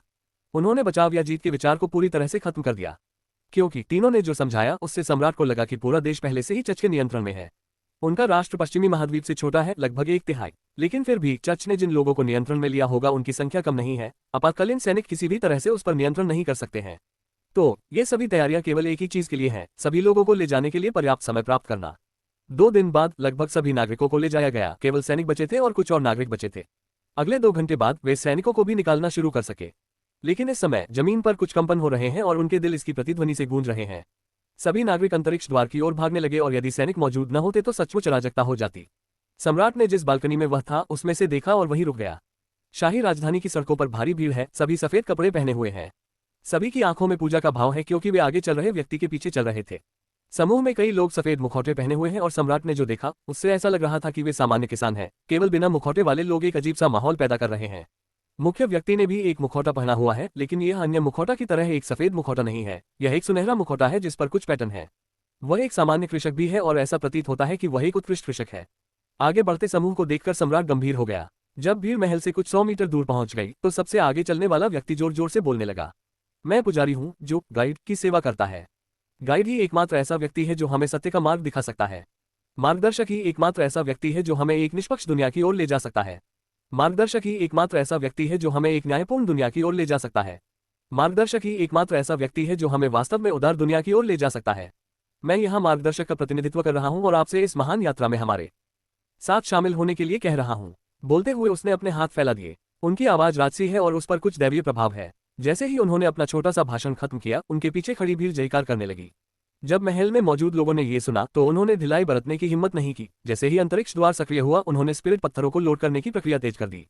पुजारी ने महल की बालकनी पर खड़े सम्राट की ओर देखा और एक बार और कहा, हर कोई जो गाइड में शामिल नहीं होता है पापी माना जाएगा और जो भी पापी है उसे शुद्ध किया जाना चाहिए। इसलिए कृपया पुनर्विचार करें और सत्य का मार्ग चुनें। इस बार तो उन्होंने सीधे बादशाह पर भी निशाना साधा। बाकी भीड़ ने भी बादशाह की ओर उंगलियां उठाईं और उसे पुकारने लगे, पाप करने वाला, पाप करने वाला, पाप करने वाला। जैसे ही स्थिति उपद्रवी होने लगी, सभी सैनिक लड़ने के लिए तैयार हो गए। भीड़ के नारे सुनकर पुजारी अपने मुखौटे के पीछे मुस्कुरा रहा है। ये तो वह सीधे तौर पर सम्राट से आत्मसमर्पण करने के लिए कह रहा है। जहां तक मार्गदर्शक और सच्चाई की बात है तो दूसरे पक्ष को नीचे गिराने के लिए ऊंची जमीन का उपयोग करना बहुत अच्छा है। 1 घंटे से अधिक समय तक बातचीत के बाद पुजारी ने एक बार फिर बात की, मैंने तुम्हें पहले ही बहुत अधिक समय दे दिया है। ऐसा लगता है कि तुम्हारे हृदय पूरी तरह से बुराई से भरे हुए हैं। आज हम इस अवसर का लाभ उठाकर तुम्हारे भीतर के पापियों को शुद्ध करके मिटा देंगे। इतना कहते ही उन्होंने अग्रिम मोर्चों पर तैनात सैनिकों की ओर इशारा किया और ठीक वैसे ही सफेद लिबास में लोग दौड़ते हुए आए। उनके पास कोई आदेश या किसी प्रकार का अनुशासन नहीं है। वे बिना किसी प्रशिक्षण के अत्यंत क्रोधित भीड़ की तरह हैं। हम शुद्ध करेंगे, हम शुद्ध करेंगे, हम शुद्ध करेंगे। अपनी चाल चलते ही उन्होंने नारे लगाना शुरू कर दिया। पुजारी और सम्राट भी आगे आए और उन्होंने अपनी चाल चलनी शुरू कर दी। केवल उनके लिए एक बहुत बड़ी खाली जगह खाली कर दी गई थी। सामान्य सैनिकों को आसपास रहने की हिम्मत भी नहीं थी। हालांकि उनकी संख्या के हिसाब से सैनिकों के जीतने की कोई संभावना नहीं है। उनका मुख्य उद्देश्य समय खरीदना था और वे इसे बखूबी कर रहे हैं। लेकिन उन्हें शत्रुओं की संख्या कम करने में बेहद कठिनाई हो रही है। उनकी असामान्य पुनर्प्राप्ति दर और अत्यधिक आत्मघाती हमले उनके लिए एक वास्तविक खतरा है। फिर आपसे मिलकर अच्छा लगा, पुजारी ने मुस्कुराते हुए सम्राट से कहा। यद्यपि सम्राट नकाब के माध्यम से उस मुस्कान को नहीं देख सका, फिर भी वह इसे महसूस कर सकता है। क्या हम परिचित हैं? सम्राट ने भौहें सिकोड़ ली। परिचित, इससे भी अधिक मैं कहूंगा। उसने 1 सेकंड के लिए अपना मुखौटा उतार दिया और जब सम्राट ने उसका चेहरा देखा तो उसे लगा जैसे दुनिया का कोई मतलब ही नहीं रह गया है। आप लोग ऐसा करने में कैसे सक्षम हैं? उसने बेहद तनावपूर्ण स्वर में पूछा। हा, हम जो कर सकते हैं उससे कहीं अधिक है और आप इसे रोकने के लिए कुछ नहीं कर सकते। इसके साथ ही ट्रांसेंडेंट स्टेज कल्टीवेटर्स के बीच लड़ाई हुई। वे दोनों योद्धा बन गए और दोनों ने कृपाण चला ली। जैसे जैसे लड़ाई आगे बढ़ती गई, 2 उत्कृष्ट मंच कृषक एक दूसरे पर हमला करते रहे। इस बीच नागरिकों का अंतिम जत्था अभी अभी अंतरिक्ष द्वार से भेजा गया है। फिलिप ने सम्राट को संकेत के रूप में एक आग का गोला आकाश में भेजा। सभी सैनिक बचाव करें और पीछे हटें। बादशाह ने आज्ञा दी और सैनिक सावधानी से पीछे हटने लगे। हा, आप कहाँ जा सकते हैं, भले ही आपने पीछे हटने का फैसला किया हो। क्या आपको लगता है कि आप उस संप्रदाय में भाग सकते हैं? मुझे यकीन है कि वे सभी सैनिकों को आपके साथ नहीं जाने देंगे। वहां जाएंगे भी तो क्या? हम पूरी दुनिया पर कब्जा करने जा रहे हैं और कोई भी हमें नहीं रोक सकता, यहाँ तक कि 6 प्रमुख शक्तियां भी नहीं। हम दुनिया पर कब्जा करने जा रहे हैं। हा, इस पर वह पागलों की तरह हंसने लगा। सम्राट ने अचानक एक कदम पीछे लिया और अपनी कृपाण सफेद लिबास वाली भीड़ पर घुमाई जो अग्रिम पंक्ति में लगी हुई थी। एक बड़ी कृपाण किरण सीधे उनके बीच से कट गई क्योंकि उनके और सैनिकों के बीच एक अंतर दिखाई दिया। ठीक इसी क्षण रक्षात्मक संरचनाएं तुरंत सक्रिय हो गईं और सफेद वस्त्रधारी भीड़ का उसमें प्रवेश प्रतिबंधित हो गया। सैनिक तुरंत अंतरिक्ष द्वार की ओर दौड़ पड़े। अंतरिक्ष द्वार का उपयोग अधिकतम क्षमता से किया जा रहा था और सौभाग्य से यह ओरियन के द्वार की तुलना में एक बड़ा अंतरिक्ष द्वार है। पुजारी एक पल के लिए स्तब्ध रह गया। उसने वास्तव में यह उम्मीद नहीं की थी कि सम्राट पूर्ण रक्षात्मक मोड पर चला जाएगा। उसने सोचा कि शायद उसने गलत अनुमान लगाया होगा और उसेन संप्रदाय ने पहले ही अपना शरणार्थी स्वीकार कर लिया होगा। ऐसा इसलिए है क्योंकि उसे न तो उस अंतरिक्ष द्वार के बारे में कोई जानकारी है जो द्वीप से जुड़ा था और न ही वह उस द्वीप से संबंधित कुछ भी जानता है जो ओसियाने संप्रदाय द्वारा सम्राट को प्रस्तुत किया गया था। अगर उन्हें ये बात पहले से पता होती तो उन्होंने निश्चित रूप से पर्याप्त तैयारी की होती। सम्राट ने संरचना के मुख्य भाग को अपने नियंत्रण में ले लिया क्योंकि उन्होंने ये सुनिश्चित किया कि कोई भी प्रतिबंध को पार करके अंदर नहीं आ सकेगा। सैनिकों को इस स्थान से हटने के लिए उन्हें कम से कम 4 घंटे तक रोकना होगा। एक प्रतिभा का पुनः जन्म। निर्माता विनाशक C-343 मरे नहीं। सभी मोर्चों पर लड़ाई रुक गई। सम्राट ने रक्षात्मक गठन के साथ पूरे महल की रक्षा की और एक ही समय में सभी आक्रमणों को रोक दिया। लेकिन 4 घंटे बहुत समय होता है और उसे यकीन नहीं था कि वह अगले 4 घंटों तक उनके सभी हमलों को रोक पाएगा या नहीं। उसने पीछे के लोगों में कुछ डर पैदा करने के लिए आगे वाले गुर्गों को मारना शुरू कर दिया, लेकिन यह एक व्यर्थ कार्रवाई साबित हुई और लोगों की लहरें कभी नहीं रुकी।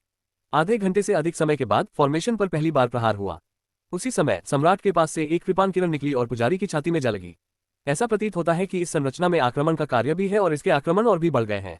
पुजारी की छाती पर लगा घाव शक्ति का स्पष्ट प्रदर्शन है। पुजारी ने हाथ उठाकर सभी अनुयायियों को आगे बढ़ने से रोक दिया। मार्गदर्शक के अनुयायियों, मैं पुजारी आपसे अनुरोध करता हूं कि आप मुझसे पापियों को शुद्ध करने की शक्ति प्रदान करें। इसके साथ ही अनुयायियों के 100 से अधिक सदस्य जिन्होंने कोई मास्क नहीं पहना था, वे सभी क्रॉस लेग करके बैठ गए और अचानक उनका शरीर काला पड़ने लगा। उनके शरीर से जान निकलने लगी और जल्द ही उनके शरीर आधे अधूरे हो गए। वजन और साथ ही आंखों में भी जान नहीं होती। एक अजीब तरह से बनी ऊर्जा उनके शरीर से निकलकर पुजारी के शरीर में प्रवेश कर गई। पुजारी के भीतर अचानक शक्ति का उदय हुआ और उसने तुरंत एक चाल चली। संरचना में दरारें पड़नी शुरू हो गईं और सैकड़ों अनुयायी जो काले पड़ गए और लाश की तरह बन गए, अचानक खड़े हो गए और धीरे धीरे संरचना की ओर बढ़ने लगे और उन्होंने उस पर हमला करना शुरू कर दिया। सम्राट ने उन्हें देखा और एक ही नजर में पहचान लिया कि वे क्या हैं। वे मरे हुए में बदल गए। उनके पास किसी भी प्रकार की बुद्धिमत्ता नहीं बची, सिवाय इस तथ्य के कि वे अपने प्रभारी के आदेशों को सुनेंगे और बिना सोचे समझे हत्या कर देंगे। गठन लगभग अपने अंत पर था और केवल 2 घंटे ही बीते थे। सभी को जाने के लिए 2 घंटे और चाहिए थे। इस समय लगभग 100 मरे हुए लोग अचानक संरचना पर कूद पड़े और विस्फोट हो गया। इसे अनडेड विस्फोट कहा जाता है और इसमें मृत्यु ऊर्जा का एक चक्र होता है जिसने संरचना को नष्ट कर दिया है। सम्राट को लगा कि उसकी सारी उम्मीदें खत्म हो गई हैं। ये टीम, मैं इसे यहाँ से ले लूंगा, तुम वापस जाओ और बाकी के साथ चले जाओ। एक बूढ़ी आवाज सुनाई दी और सम्राट अचानक घूम गया। पिताजी, आप अभी भी यहाँ क्यों हैं? आप अपने अंतिम पड़ाव पर हैं। आपको अपने आप को इतनी मेहनत क्यों करनी पड़ रही है? मुझे इसे संभालने दीजिए। ये टीम, तुम कब इतने अवज्ञाकारी हो गए? अभी चले जाओ। सम्राट ने गहरी सोच में नीचे देखा और उसकी बाईं आंख से आंसू की बूंदें बह निकली। मुझे माफ कर दो पापा। बूढ़े व्यक्ति ने कोई उत्तर नहीं दिया क्योंकि उसने अपने बेटे को वहां से जाते हुए देखा। उसने संरचना में अपने बेटे की जगह ले ली और उसके पीछे एक राजसी जानवर आगे की ओर चला गया। 3 पूंछ वाला पंखों वाला शेर। जानवर भी एक उत्कृष्ट श्रेणी का है और बूढ़े व्यक्ति के साथ उन दोनों ने पुजारी और अनुयायियों का सामना किया। द बीस्ट एक तुरुप का इक्का है, लेकिन उन्हें 2 घंटे पहले ही इसे छोड़ना पड़ा। कम से कम अगर कुछ अप्रत्याशित होता है और स्थिति वैसी ही रहती है तो भी वे बच सकते हैं। और इस आदमी को नीचे भी ले जाओ। पुजारी ने उन दोनों से लड़ने की पूरी कोशिश की। बूढ़ा आदमी अपने कौशल में जंग खा गया है क्योंकि वह उनके साथ कम हो रहा था, लेकिन जानवर पूरी तरह से कुछ और है। उसके पास अन्य कार्ड हैं जो उन्हें उनसे आसानी से निपटने में मदद कर सकते हैं, लेकिन इसका मतलब यह नहीं है कि वह इसका उपयोग करना चाहता है। वह नहीं जानता कि विरोधियों को केवल 2 घंटे का समय चाहिए, इसलिए वह केवल सहनशक्ति का खेल खेल रहा है। समय एक पल में बीत गया और जल्द ही कुछ ही मिनट बचे थे। बूढ़े आदमी और जानवर को अचानक अब और रुकने की परवाह नहीं थी। बूढ़े आदमी ने पुजारी पर हंसते हुए मुंह से खून की उल्टी कर दी और इससे पहले कि पुजारी पहुंच पाता, वह जानवर पर चढ़ गया और शाही महल की गहराई में उड़ गया और उनके रास्ते में आने वाली हर चीज को पूरी तरह से नष्ट कर दिया। पुजारी को अचानक एक बुरा पूर्वाभास हुआ। वह शुरू से ही आश्वस्त महसूस कर रहा था क्योंकि उसे यकीन था कि वे अंतरिक्ष द्वार से बच नहीं सकते थे। और वह इतना आश्वस्त क्यों है? क्योंकि उन्होंने ये सुनिश्चित किया कि शाही महल में पर्याप्त स्पिरिट पत्थर न हो। साल की यह अवधि शाही खजाने के लिए सबसे कमजोर अवधि होती है। यही वह समय है जब शाही खजाना भी करों की प्रतीक्षा कर रहा है। ऐसा कोई रास्ता नहीं है जिससे वे सभी लोगों को ले जा सके। लेकिन महल के मैदान में प्रवेश करते ही उसे समझ आ गया कि वह बेहद गलत है। उसके भीतर जीवन का कोई निशान भी नहीं है। हर कोई चला गया। उसने बूढ़े आदमी को शेर पर सवार होकर भागते देखा और क्रोध से अपने दांत पीस लिए। उसे लगा जैसे उसके साथ मूर्ख की तरह खिलवाड़ किया जा रहा है। उसने सोचा कि बादशाह ने सिर्फ इसलिए ये काम अपने ऊपर ले लिया है कि अपने सैनिक भेजने से कोई फायदा नहीं है। उसने सोचा कि बूढ़े व्यक्ति ने ये सुनिश्चित करने के लिए उसके बेटे का पद संभाला है कि उसके बेटे को पर्याप्त आराम मिले, लेकिन उसने कभी नहीं सोचा था कि ऐसा होगा। जैसे ही उसने बेरुखी से आदेश दिया, उसका पूरा शरीर क्रोध से कांप उठा। उन्हें दूर मत जाने दो, हम उन्हें पृथ्वी के छोर तक खदेड़ देंगे। जैसे ही उन्होंने ऐसा कहा, अनुयायियों के बीच में जो नकाबपोश व्यक्ति थे वे सभी पालथी मारकर बैठ गए और उनके आसपास के अनुयायी मरे हुए में बदलने लगे, जिससे उन्हें शक्ति मिली। सभी नकाबपोश अनुयायी जो नवजात चरण के साधक थे अचानक प्री में बदल गए। उत्कृष्ट कृषकों ने अपना कदम बढ़ाया। सबसे पहले उन्होंने मरे हुए लोगों को उठाया और उन्हें बूढ़े आदमी और जानवर पर फेंक दिया, जिससे आसपास का वातावरण मृत्यु ऊर्जा की गंदगी में बदल गया। उन्हें इस बात की भी परवाह नहीं थी कि जिन मरे लोगों को वे फेंक रहे हैं वे वही प्राणी हैं जिन्होंने उन्हें ऊर्जा देने के लिए खुद का बलिदान दिया था। आसपास के अनुयायी भी आशा से जयकार कर रहे हैं। ठीक उसी तरह उस बूढ़े व्यक्ति का पीछा 50 पूर्व उत्कृष्ट स्तर के साधकों और एक भावातीत साधक द्वारा किया जा रहा था, लेकिन उसने मुड़कर भी नहीं देखा। जब वह अंतरिक्ष द्वार पर पहुंचा तो वहां 2 अंतरिक्ष द्वार थे, एक जो उसेन संप्रदाय की ओर ले जाएगा और दूसरा जो द्वीप की ओर ले जाएगा। सम्राट ने द्वारों को आत्मिक पत्थरों से भर दिया है और अपने पिता से कहा, पिताजी, सभी लोग पहले ही जा चुके हैं। मेरा सुझाव है कि आप द्वीप पर चले जाएं और वहां के गेट को निष्क्रिय कर दें और मैं उसेन संप्रदाय में जाऊंगा और स्थिति की जानकारी दूंगा। बूढ़े आदमी ने सिर हिलाया और गेट में प्रवेश किया। आत्मा के पत्थर एक पल में धूल में बदल गए और बूढ़ा आदमी और जानवर तुरंत गायब हो गए। जैसे ही परिवहन पूरा हुआ, सम्राट ने तुरंत गेट पर हमला कर उसे पूरी तरह से नष्ट कर दिया और साथ ही वह उसेन संप्रदाय की ओर जाने वाले दूसरे गेट में प्रवेश कर गया और गेट को सक्रिय कर दिया। ठीक इसी क्षण मृत्यु की ऊर्जा से भरी एक कृपाण किरण अंतरिक्ष द्वार में प्रवेश कर गई और सम्राट पर गिरी, जो एक घाव के साथ मुश्किल से भागने में सक्षम था। पुजारी ने नष्ट हुए अंतरिक्ष द्वार को देखा और फिर उसेन संप्रदाय की ओर जाने वाले अंतरिक्ष द्वार को देखा। वह बेहद गुस्से में था। उसेन संप्रदाय की ओर जाने वाला पूरी तरह से अक्षुण्ण अंतरिक्ष द्वार लगभग ऐसा लग रहा था जैसे सम्राट उसका मजाक उड़ा रहा हो। उसने पहले को नष्ट क्यों किया और दूसरे के साथ ऐसा क्यों नहीं किया? क्योंकि सम्राट जानता था कि उसे इन पागलों को उस द्वीप में प्रवेश करने का साहस नहीं करना चाहिए और वह ये भी जानता था कि ये पागल इस समय उसेन संप्रदाय में प्रवेश करने का साहस नहीं करेंगे। इस समय उसेन संप्रदाय में सम्राट का बेटा पहले ही संप्रदाय में पहुंच गया था और उसने संप्रदाय प्रमुख के साथ नियुक्ति पाने के लिए कड़ी मेहनत और अपने मास्टर कनेक्शन का इस्तेमाल किया। इस समय वह अपने पिता के अंतरिक्ष द्वार से आने की प्रतीक्षा कर रहा था कि अचानक अंतरिक्ष द्वार चमकने लगा और घायल सम्राट उसमें से बाहर आ गया। उस निशान से अत्यंत सघन मृत्यु ऊर्जा निकल रही थी और सम्राट उससे स्पष्ट रूप से प्रभावित लग रहा था। राजकुमार तुरंत उसे एक चिकित्सक के पास ले गया, जिसने कुशलतापूर्वक सर्जरी की और 1 घंटे में सम्राट को बचा लिया। सम्राट ने पर्याप्त आराम करने की भी जहमत नहीं उठाई और होश में आते ही संप्रदाय प्रमुख से मिलने का अनुरोध किया। राजकुमार युद्ध के लिए नहीं रुके और 1 दिन पहले ही चले गए, इसलिए उन्हें इस चच और अनुयायियों के आतंक के बारे में पता नहीं है। जैसे ही उन्हें संप्रदाय प्रमुख के पास ले जाया गया, उन्होंने बिना कोई विवरण खोए सब कुछ समझा दिया। मैंने देखा कि जो लोग मुखौटे पहने हुए हैं और विशेष रूप से वह पुजारी जो कभी मेरे साम्राज्य के अंडरवर्ल्ड का शासक था, वे अपनी ऊर्जा को अवशोषित करके और अपनी साधना को बढ़ाकर अनुयायियों को मरे हुए में बदलने में सक्षम है। उन्होंने मध्य चरण ट्रांसेंडेंट को तोड़ दिया और पलक झपकते ही कुछ 100 लोगों को अपने में समाहित कर अंतिम चरण तक पहुंच गए। उनके अधीन सैकड़ों हजारों अनुयायी हैं। मैं कल्पना करने की भी हिम्मत नहीं करता कि क्या होगा वह उन सभी को आत्मसात कर सकता था। जबकि पूर्वी महाद्वीप अराजकता में बदल गया था और पूरी तरह से चच के अधीन था, पश्चिमी महाद्वीप में रात का समय था और सम्राट का चेहरा अत्यंत गंभीर था।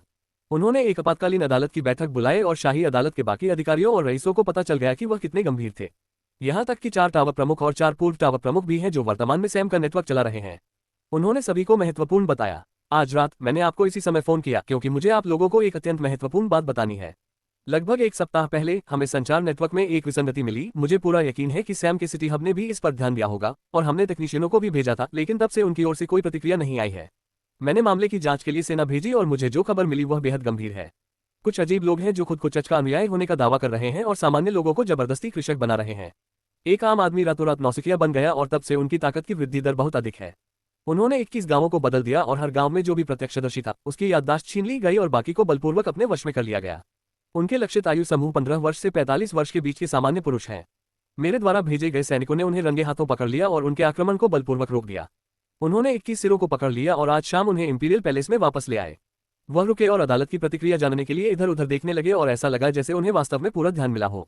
वे सभी गंभीर दिख रहे हैं। हमने आत्मा से जानकारी निकालने के लिए शाही परिवार के गुप्त तरीकों का इस्तेमाल किया और इन 21 लोगों के माध्यम से एकत्र किए गए सभी डेटा का अनुपालन किया। नतीजा भयावह है। हमने पाया कि इस चर्च का मुख्य उद्देश्य सभी आम लोगों को इन कृषकों में बदलना है, लेकिन वे लंबे समय तक कृषक नहीं रहेंगे। जिन नेताओं को हमने पकड़ा वे सभी मुखौटे पहने हुए थे और इन नकाबपोश लोगों को उनके सिस्टम के भीतर पुजारी माना जाता है और जो व्यक्ति सुनहरा मुखौटा पहनता है वह उच्च पुजारी होगा। जो लोग परिवर्तित हो जाते हैं उन्हें अनुयायी कहा जाता है। यह उनका पदानुक्रम है। आँख ने ये सब समझने के लिए अपना भाषण रोक दिया, लेकिन कोई बोला, महाराज, इतनी रात में हमें इकट्ठा करने का क्या उद्देश्य है अगर वे सभी पकड़े गए और कैद कर लिए गए? यह एक पंथ की तरह लग रहा था और आपने जो कहा उससे ऐसा लग रहा था कि आपने पहले ही उस पंथ को अपने अधीन कर लिया है। तो इसका उद्देश्य क्या है? बैठक। इस चर्च के बारे में समझाना समाप्त करने के बाद मैं आपको ये बताऊंगा। भले ही हमने उन्हें पकड़ लिया, यह उनकी पूरी आबादी नहीं है। वे केवल धीरे धीरे फैल रहे हैं क्योंकि वे संचार नेटवर्क के बारे में बेहद सतर्क हैं, लेकिन वास्तव में उनके पास धीरे धीरे चलने का एक और कारण है और वह यह है कि उनका मूल नेटवर्क वास्तव में था साम्राज्य द्वारा पहले ही नष्ट कर दिया गया। सभी ने नजरें बदल ली। उन्हें नहीं पता था कि इस तरह का कोई नेटवर्क मौजूद है और उन्होंने इसे पहले ही खत्म भी कर दिया था। The black water. हर कोई स्तब्ध रह गया। आपने मुझे सही सुना, पूरे साम्राज्य में फैला अंडरवर्ल्ड संगठन वास्तव में चर्च के लिए आधार कार्य था और अब हमने जिन 21 लोगों को पकड़ा है वे भटके हुए लोग हैं जो पिछली कार्रवाई से बच गए थे। वे सभी चरम स्तर के ग्रैंड है क्षेत्र के कृषक। उनके नेटवर्क का मुख्य उद्देश्य सत्ता पर कब्जा करना या केवल कुछ पैसे कमाना नहीं है। जरा कल्पना करें, अगर ब्लैकवाटर, जिसके पास पूर्व नेटवर्क और ताकत है, ने जानबूझकर आम लोगों को ये गोलियां खाने के लिए मजबूर करने की कोशिश की और एक कदम उठाया, तो हमारे जानने से पहले ही पूरा साम्राज्य हड़प लिया जाएगा। मैं ये बात इसलिए नहीं कह रहा हूं कि इससे उन्हें कितनी सेना मिलेगी, बल्कि इसलिए कह रहा हूं कि वे सेना के साथ क्या कर सकते हैं। इन गोलियों से जो साधक बनेंगे उनमें कुछ गुण होंगे। उन्हें सिर काटे बिना नहीं मारा जा सकता। वे तब तक ठीक हो जाएंगे जब तक उनके पास एक बरकरार कंकाल है, जिसमें उनके पूरे हाथ को पुनर्जीवित करने में सक्षम होने का परिदृश्य भी शामिल है, भले ही वह पूरी तरह से हड्डी से अलग हो गया हो। हमला करते समय वे आध्यात्मिक ऊर्जा का उपयोग नहीं करते, वे आध्यात्मिक ऊर्जा की सहायता के बिना केवल शुद्ध और क्रूर शारीरिक बल का उपयोग करते हैं। वे किसी की नहीं सुनते। उनके लिए जो कोई अनुयायी या पुजारी नहीं है वह वास्तव में पापी है और उनके अनुसार हर पापी को या तो साफ कर देना चाहिए या नष्ट कर देना चाहिए। लेकिन ये उनके बारे में सबसे बुरी बातें नहीं हैं। समस्त अनुयायियों का मुख्य उद्देश्य भोजन के समान आचरण करना है। वे पुजारियों और महायाजकों के लिए अपनी खेती को अत्यंत तीव्र गति से आत्मसात करने और बढ़ाने के एक साधन के अलावा और कुछ नहीं है। जरा कल्पना करें, उस आयु वर्ग के 10 लाख से अधिक लोग हैं। यदि उन सभी को परिवर्तित कर समाहित कर लिया जाए तो परिणाम विनाशकारी होंगे। हमारे लिए चिंता करने लायक दो बातें हैं और वही है कि वहां अभी भी 4 लोग हैं और इस चर्च का पैमाना सिर्फ पश्चिमी महाद्वीप तक ही सीमित नहीं है।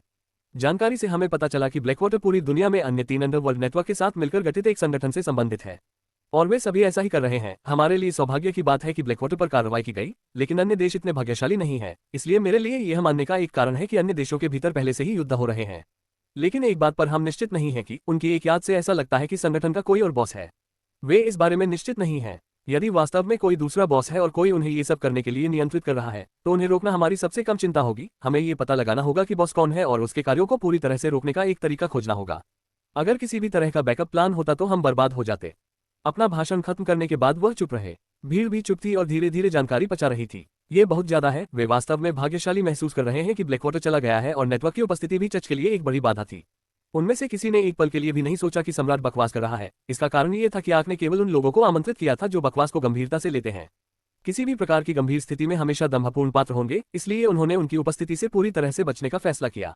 महामहिम क्या करना चाहते हैं? आकिस सवाल का इंतजार कर रहा था। उसने अपना गला साफ किया और अपना आदेश देना शुरू कर दिया। अब से संचार नेटवर्क की आपातकालीन लाइन मॉनिटरिंग को सक्रिय करें। चर्च अनुयायी, पुजारी, मार्गदर्शक, विश्वास, निष्पक्षता, स्वतंत्रता और सच्चाई जैसे शब्दों को फीड करें। इन सभी कॉलों को सुने और हर बार जब वे बात करें तो उनके स्थान को इंगित करें। सभी शहरों और गांवों में घेराबंदी का आदेश घोषित करें। किसी को भी किसी शहर या गांव से बाहर जाने या प्रवेश करने की इजाजत नहीं है। चर्च और उनके अनुयायियों के किसी भी अवशेष की खोज करें। उनकी मुख्य विशेषताएं उनके आसपास की आध्यात्मिक ऊर्जा का अजीब व्यवहार है। उनके आसपास किसी प्रकार की आध्यात्मिक ऊर्जा की कमी होगी। जानकारी के अनुसार अभी भी 4 पुजारी हैं और यह स्थिति तब तक जारी रहेगी जब तक कि 4 पुजारी पकड़े नहीं जाते। लेकिन इसे अंजाम देते समय चर्च या पुजारी या किसी अन्य संबंधित शब्द का उल्लेख न करें। प्रत्येक गांव या शहर के प्रवेश द्वार पर चेक पोस्ट और अस्थायी शिविर बनाएं। मैं चाहता हूं कि सभी की जांच टावर प्रमुख हो सकता है कि आप मेरे अधिकार क्षेत्र में न आए, लेकिन मैं इस कठिन समय में आपका सहयोग चाहता हूं। कृपया अपने टावरों के साथ इसी प्रकार की खोज करें और अगर आपको इससे संबंधित कोई मिले तो मुझे रिपोर्ट करें। इसके बाद वह नेटवर्क के प्रभारी पूर्व टावर प्रमुखों की ओर मुड़े और बोले, मुझे आशा है कि आप लोग फिलहाल विवादों को पीछे छोड़ देंगे और नेटवर्क का प्रबंधन करेंगे। नेटवर्क वास्तव में एक दूसरे से जुड़ा हुआ है और इसे भेदना कठिन है, लेकिन एक बार इसमें प्रवेश हो जाए और ये दूषित हो जाए तो इसका पता लगाना भी कठिन है।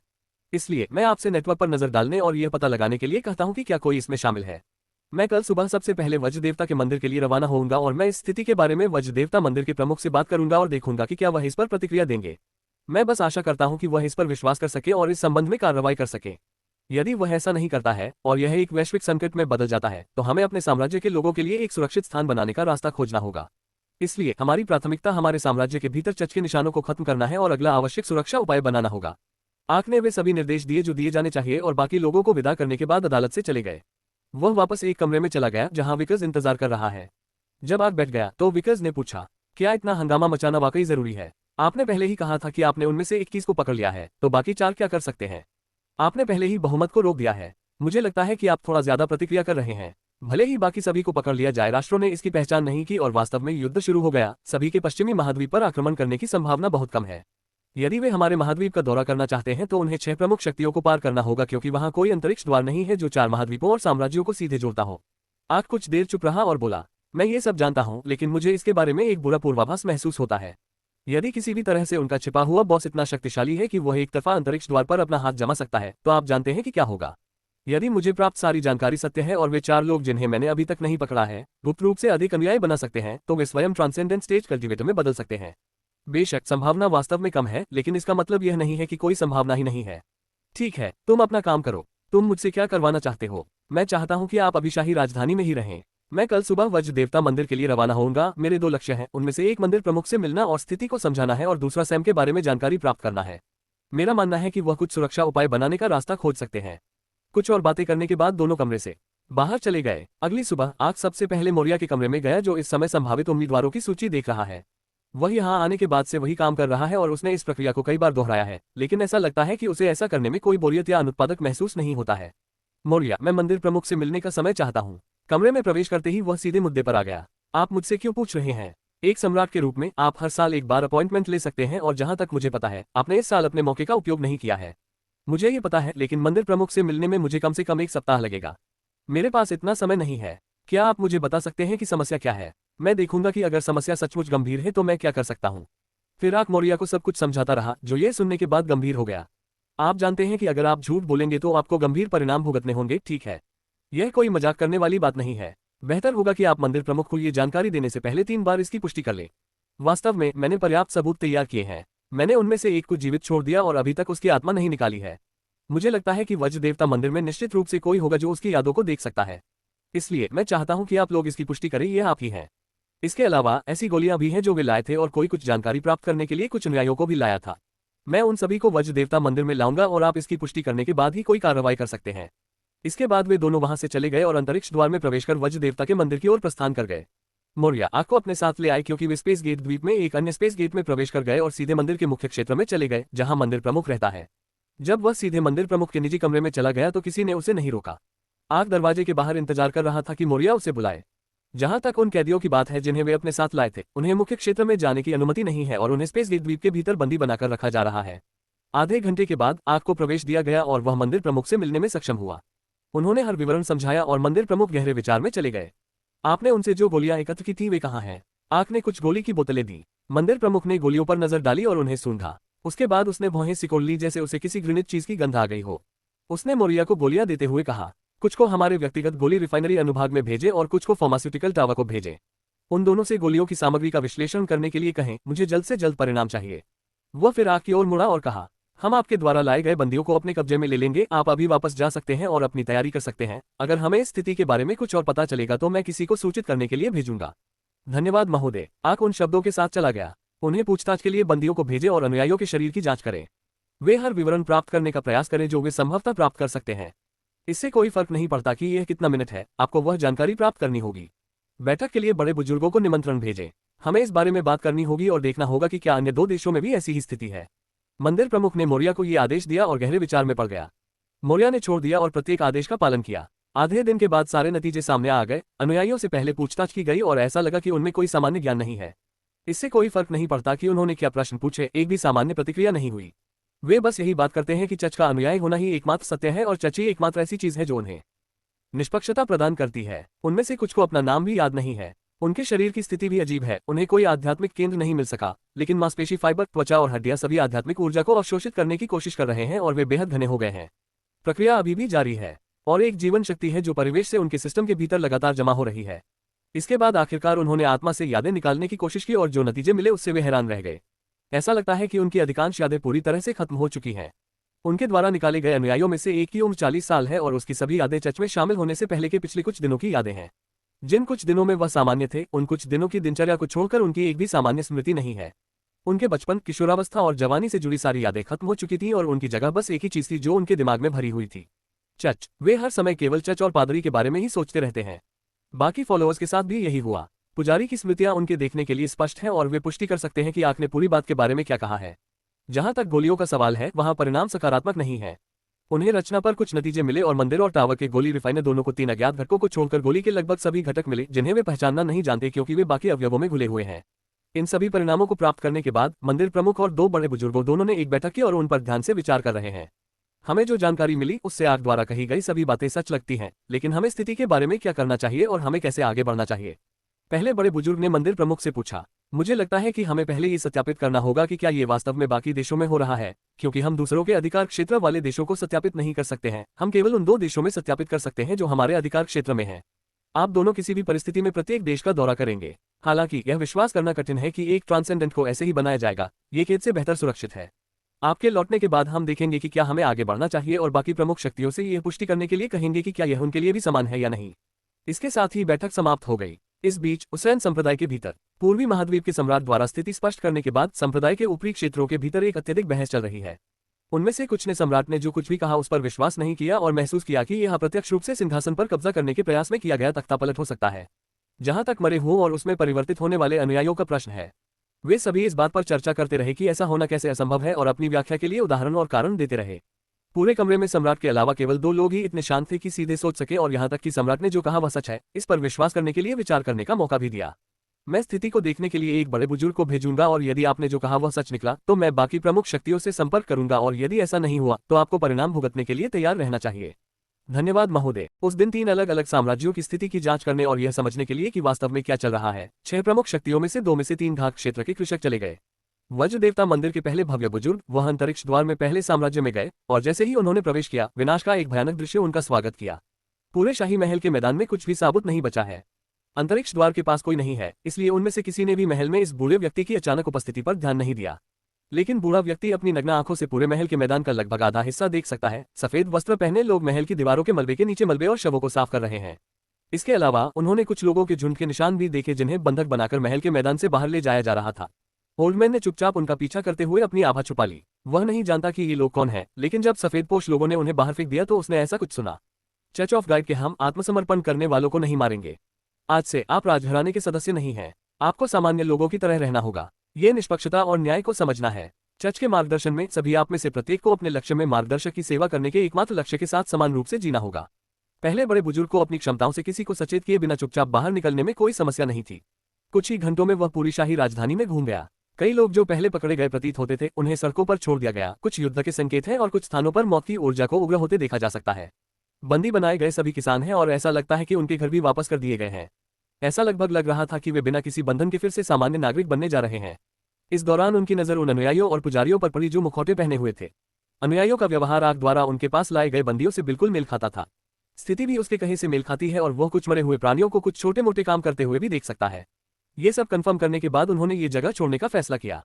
वह बस उसी तरह चुपचाप भाग जाना चाहता था जैसे वह बिना किसी समस्या का सामना किए यहाँ आया था। लेकिन इस बार उनकी किस्मत खुलती नजर आ रही है, क्योंकि अंतरिक्ष द्वार कक्ष के पास बहुत सारे पुजारी खड़े हैं जो मास्क पहने हुए हैं।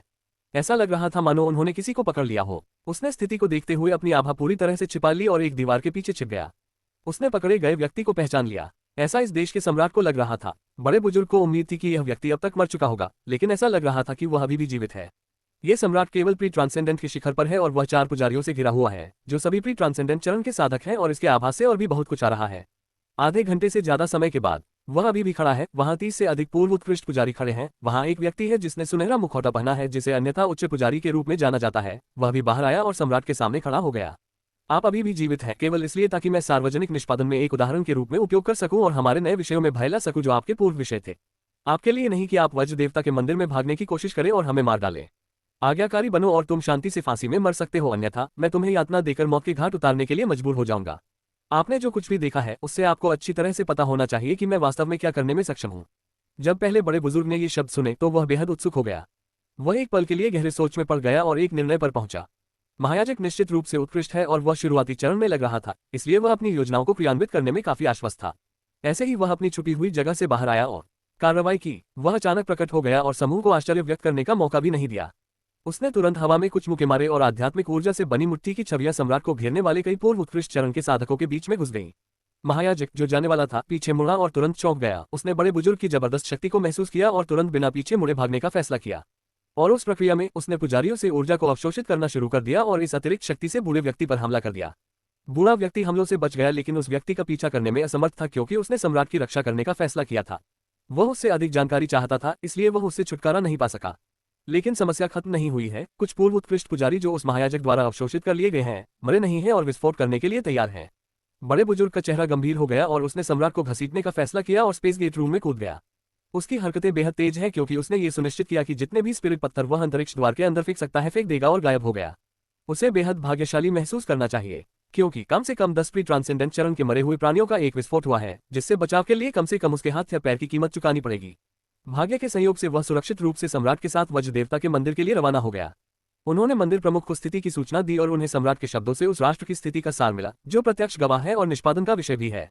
दूसरा बड़ा बुजुर्ग लगभग उसी समय लौटा, लेकिन उसने जो देखा वह पहले बड़े बुजुर्ग जैसा नहीं था। जब वह उस राष्ट्र में पहुंचा तो लोगों को पहले ही सुलझा लिया गया था और चर्च ने पहले ही राष्ट्र पर नियंत्रण कर लिया था। वे सिर्फ सफाई नहीं कर रहे हैं, वे पहले से ही चर्च का निर्माण कर रहे हैं और यहाँ तक कि नागरिक भी पहले से ही पूजा की भावना से चर्च और मार्गदर्शक का नाम जप रहे हैं। इस बीच हुसैन संप्रदाय की ओर से उस राष्ट्र की स्थिति को देखने के लिए गए बड़े बुजुर्ग ने भी वज्र देवता मंदिर के पहले बड़े बुजुर्ग के समान ही देखा। 2 संक्षिप्त बैठकों के बाद में दोनों प्रमुख शक्तियों ने सभी 6 प्रमुख शक्तियों के प्रमुखों को सीधे संदेश भेजे। हुसैन संप्रदाय के संप्रदाय प्रमुख और वज्र देवता मंदिर प्रमुख अभी भी इस स्थिति के बारे में सबसे अधिक आश्चर्यचकित थे, क्योंकि ऐसा कोई तरीका नहीं है जिससे उन्होंने कल्पना की हो कि किसी अन्य शक्ति ने भी इस स्थिति की खोज की है और वह भी लगभग उसी समय। हालांकि प्रमुख शक्तियों के शेष प्रमुख इसे लेकर थोड़े सशंकित हैं, क्योंकि दोनों मैसेज में लगभग एक ही बात कही गई थी। किसी बड़े बुजुर्ग को अपने नियंत्रण वाले देशों में से एक में भेजे और स्थिति को समझने के बाद मध्य महाद्वीप के बैठक स्थल पर आए। वे काफी हैरान हैं और उन्हें ऐसा करने का मन केवल इसलिए हुआ क्योंकि यह संदेश किसी अन्य प्रमुख शक्ति द्वारा नहीं बल्कि 2 लोगों द्वारा भेजा गया था। और निरीक्षण समाप्त होने के बाद वे थोड़ी घबराहट महसूस करने के अलावा कुछ नहीं कर सके। अचानक लगभग सभी राष्ट्र जो 6 प्रमुख शक्तियों के नियंत्रण में थे पूरी तरह से उनके हाथ से निकलकर किसी अन्य इकाई के नियंत्रण में चले गए हैं। उन्होंने 4 प्रमुख पेशेवर संघों, 10 छोटी शक्तियों और सीर टावर जैसे अन्य छोटे पेशेवर संघों को संदेश भेजा। ये संभवतः ग्रह द्वारा एकत्रित की जा सकने वाली सबसे बड़ी संभावित लाइनअप है। संघ के सभी प्रमुखों ने वर्तमान में राष्ट्रों तक पहुंच प्राप्त करने वाले अंतरिक्ष द्वारों को अवरुद्ध कर दिया और मध्य महाद्वीप में बैठक बिंदु पर पहुंच गए। जैसा कि आप सभी जानते हैं हम किस तरह की स्थिति में हैं, अभी हम इस स्थिति में आगे कैसे बढ़ना है, इस पर चर्चा करने के लिए यहाँ हैं। वज्र देवता मंदिर प्रमुख विषय शुरू करने वाले पहले व्यक्ति हैं। हालांकि किसी ने उत्तर नहीं दिया, उसके जारी रहने की प्रतीक्षा की जा रही थी। हम जो जानते हैं सुनहरे मुखौटे पहनने वाले उच्च पुजारी केवल क्षेत्रीय नेता हैं। एक छिपा हुआ मालिक है जो उनके पीछे चीजों में हेरफेर कर रहा है और वह व्यक्ति संभवतः हमारे किसी संगठन का हिस्सा हो सकता है। शुक्र है हम इस बार स्थिति को बदतर होने से पहले ही पहचानने में सक्षम हैं, लेकिन हमें ये सुनिश्चित करना होगा कि अगली बार ऐसा न हो। अतः कृपया सुझाव दें कि हमारे भीतर के तिल का पता कैसे लगाया जाए। इन शब्दों के साथ वह वापस बैठ गए और बैठक 6 घंटे से अधिक समय तक चली। इस पूरे समय पूर्वी महाद्वीप के सम्राट आक और ये टीम भी बैठक में मौजूद हैं। हालांकि वे सबसे कमजोर नहीं हैं, लेकिन वर्तमान स्थिति में उनकी कोई आवाज नहीं है। जबकि सभी प्रमुख शक्तियां इस बात पर चर्चा कर रही हैं कि क्या करना है और चर्च पश्चिमी महाद्वीप के भीतर अपने नए अधिग्रहित राष्ट्रों के भीतर खुद को स्थापित करने की कोशिश कर रहा है, अरमान संघर्ष कर रहा है। वह पिछले कुछ दिनों से नेटवर्क के भीतर बने सभी गुटों से मिल रहे हैं, ये देखने के लिए कि क्या वह किसी न किसी तरह से नेटवर्क में प्रवेश कर सकते हैं। और उनका कहना है कि कुछ प्रगति हुई है। वज्र देवता मंदिर के प्रतिभाशाली होने के कारण उन्हें काफी मदद मिली। जब वह सोच रहा था कि अपनी प्रगति को कैसे आगे बढ़ाया जाए तो उसे मोरिया से अपने सभी कार्यों को रोकने का आदेश दिया गया। सच कहूं तो वह रुकना नहीं चाहता, लेकिन जब उसे हालात का पता चला तो उसने भी तय कर लिया कि इस वक्त रुकने की जरूरत है। यदि उसने वास्तव में इस तरह के क्षण में कुछ अराजकता पैदा की है तो वह अपने जीवन को अलविदा कह सकता है। फिलहाल वह सैम के शहर की सड़कों पर घूम रहा है। उसने शहर में कुछ परिचित बनाए हैं और ऐसे कई लोग हैं जो उसके बारे में जानते हैं। समेत शहर में कई लोगों को हाल ही में 4 पूर्व टॉवर प्रमुखों के कारण वज्र देवता मंदिर के महत्व के बारे में पता चला। अब जब वे जानते थे कि सैम वज्र देवता मंदिर के पास है और ये लड़का वहां उसका दोस्त था तो वे उसके प्रति बेहद सम्मानजनक है। जब वह शहर की हलचल और हलचल में बातें करते हुए घूम रहा था तो उसकी नजर एक रेस्तरां और विशेष रूप से उस रेस्तरां के भीतर एक टेबल पर पड़ी। वह उस रेस्टोरेंट में कई बार गया था क्योंकि उसने सुना था कि रेस्तरां का मालिक सैम का लंबे समय से बिजनेस पार्टनर है। वह इस लड़के को समझाने की कोशिश करना चाहता था, लेकिन उसके प्रयास पूरी तरह से विफल हो गए जब उसे मालिक से उदासीन रवैया मिला। उस आदमी को जरा भी विश्वास नहीं हुआ जब उसने कहा कि वह और सैम दोस्त हैं और उसकी आंखों में तिरस्कार और उपहास का भाव भी है। उसके बाद उसने अपना सबक सीखा और रेस्तरां के मालिक को परेशान नहीं किया, लेकिन वह उसके व्यंजनों के लिए वहां गया। लेकिन अब वह रेस्तरां को खाने या मालिक की वजह से नहीं बल्कि स्पेशल टेबल पर बैठी एक युवा महिला की वजह से देख रहा है। उसे लगा जैसे वह परिचित हो, इसलिए वह रेस्तरां में दाखिल हुआ और पास की मेज पर बैठ गया और विचार मंथन शुरू कर दिया और आखिरकार उसे याद आया। उसने उसे एक बार एक तस्वीर में देखा और वह तस्वीर एक वांछित नोटिस बन गई। जब वह सोच रहा था कि इस स्थिति का फायदा कैसे उठाया जाए तो युवती पहले से ही उसके सामने खड़ी थी। रेस्तरां में बैठकर सिरोना एक अन्य फॉर्मेशन का अध्ययन कर रही थी। पूरे पश्चिमी महाद्वीप में घूमने के बाद वह वापस सैम के शहर आ गई। उसने कुछ समय के लिए शहर के भीतर संरचनाओं का अध्ययन करने का फैसला किया और रेस्तरां में एक सीट ले ली जब उसने देखा कि एक लड़का उसे देख रहा था और उसकी शक्ल बुरे इरादों से भरी हुई लग रही थी। पहले तो वह बिना कोई हंगामा किए चले जाना चाहती थी, लेकिन अगली मेज पर लोगों को ये कहते हुए सुनने के बाद कि वह लड़का वज्र देवता मंदिर से है, उसने अपना मन बदल दिया। वज्र देवता मंदिर के एक व्यक्ति के लिए उसे इतने ध्यान से देखने का केवल एक ही कारण होगा, वह यह है कि वे उसका इनाम इकट्ठा करना चाहते थे, लेकिन वह उस आदमी से निपटने से पहले कुछ पूछना चाहती थी। इसीलिए वह बिना कोई दूसरा विचार किए सीधे उनसे संपर्क करने लगी। आप मुझे इस तरह क्यों देख रहे हैं? अरमान सच में बहुत आश्चर्यचकित था कि उसने उससे संपर्क किया। नहीं, कुछ नहीं, मैं तुम्हें नहीं देख रहा हूँ। उन्होंने सामान्य रहने की पूरी कोशिश की। क्या आप वज्र देवता मंदिर से हैं? हाँ। सैम कहाँ है? क्या? अरमान एक पल के लिए स्तब्ध रह गया और उसे समझ नहीं आया कि वह क्या कह रहा है। सैम कहाँ है? सैम, तुम उसके बारे में क्यों पूछ रहे हो? आखिरकार उन्हें बात समझ में आ गई, लेकिन उन्होंने सवाल का जवाब नहीं दिया बल्कि अपना ही सवाल पूछ लिया। मैं जानना चाहता हूँ। उसने थोड़ा सोचा और महसूस किया कि सिरोना के साथ दीर्घकालिक संपर्क रखना बेहतर होगा। जाहिर तौर पर वह हुसैन संप्रदाय के लिए बेहद महत्वपूर्ण है और यदि वह उसे उनके हवाले कर सकता है तो उसे इनाम मिलेगा और वह हुसैन संप्रदाय से कुछ अनुग्रह प्राप्त कर सकता है। लेकिन उसे यह सुनिश्चित करना होगा कि ऐसा करना उसके लिए सुरक्षित है। आखिरकार उसके वांछित नोटिस में दी गई चेतावनियां बिल्कुल भी कम नहीं है। वह एक गुप्त मिशन पर गया था। हम नहीं जानते कि वह कहाँ है। सिरोना ने थोड़ा सोचा और कहा, अगर तुमने मुझे पकड़ने की कोशिश की तो मैं तुम्हें मार डालूंगा। उसने सपाट चेहरे से चेतावनी दी और अरमान को जवाब देने का मौका दिए बिना ही वहां से चली गई। अरमान को इतनी आसानी से पड़े जाने की उम्मीद नहीं थी। वह पहले से ही अपने दिमाग में एक बड़ी योजना बना रहा है और इसीलिए उसने उसे बताया कि सैम एक गुप्त मिशन पर है, अन्यथा वह इस तरह झूठ बोलने की कोशिश नहीं करता। उसकी किस्मत बहुत खराब चल रही है। उनकी सारी योजनाएं उभरती अवस्था में ही रोकी जा रही हैं। इस बीच मध्य महाद्वीप के एक छोटे से कोने में 3 लोग बैठक कर रहे हैं। वे कोई और नहीं बल्कि ब्लैक रॉक, ब्लैक फ्लेम और ब्लैक विंड के प्रमुख हैं। लेकिन इस बार वे अब वही नहीं पहन रहे हैं जो उन्होंने पहले पहना था, बल्कि वे सफेद वस्त्र और सुनहरे मुखौटे पहन रहे हैं। वे 3 मुख्य महायाजक हैं जो 3 प्रमुख महाद्वीपों में चर्च के संचालन का नेतृत्व कर रहे हैं। जहां तक शेष साम्राज्यों में उच्च पुजारियों की बात है, वे सभी मरे हुए अवशोषण द्वारा बनाए गए हैं। वे इन तीनों की तरह सामान्य पारलौकिक स्तर के विशेषज्ञ नहीं हैं। हमारे बॉस फिलहाल हमसे संपर्क नहीं कर सकते हैं और उन्होंने हमें विशेष रूप से निर्देश दिया है कि जब तक कोई आपात स्थिति न हो हमें उनसे संपर्क नहीं करना चाहिए। हमारा वर्तमान लक्ष्य पूरा हो गया है, लेकिन कुछ रुकावटें आ रही हैं। जितना हमने सोचा था उससे पहले ही पश्चिमी महाद्वीप को इसका एहसास हो गया और पूर्वी महाद्वीप का साम्राज्य पूरी शाही राजधानी के साथ भाग निकला। 6 प्रमुख शक्तियों ने पहले ही ग्रह की सभी शक्तियों के प्रमुखों के साथ बैठक की है। हमारे बॉस भी वही हैं और उन्होंने हमें हमारा अगला टारगेट दिया। हमारा पहला लक्ष्य मध्य महाद्वीप के पास की छोटी शक्तियां हैं। इसके अलावा हमें 4 छोटे पेशेवर संघों में से 2 को लेना होगा। उनमें से 2 के पास हमारे छिपे हुए जासूस और सहयोगी हैं और उन पर सीधे हमला न करना ही बेहतर है। हम या तो उन्हें अपने सामने आत्मसमर्पण करवाते हैं या उन्हें पूरी तरह से ध्वस्त कर देते हैं।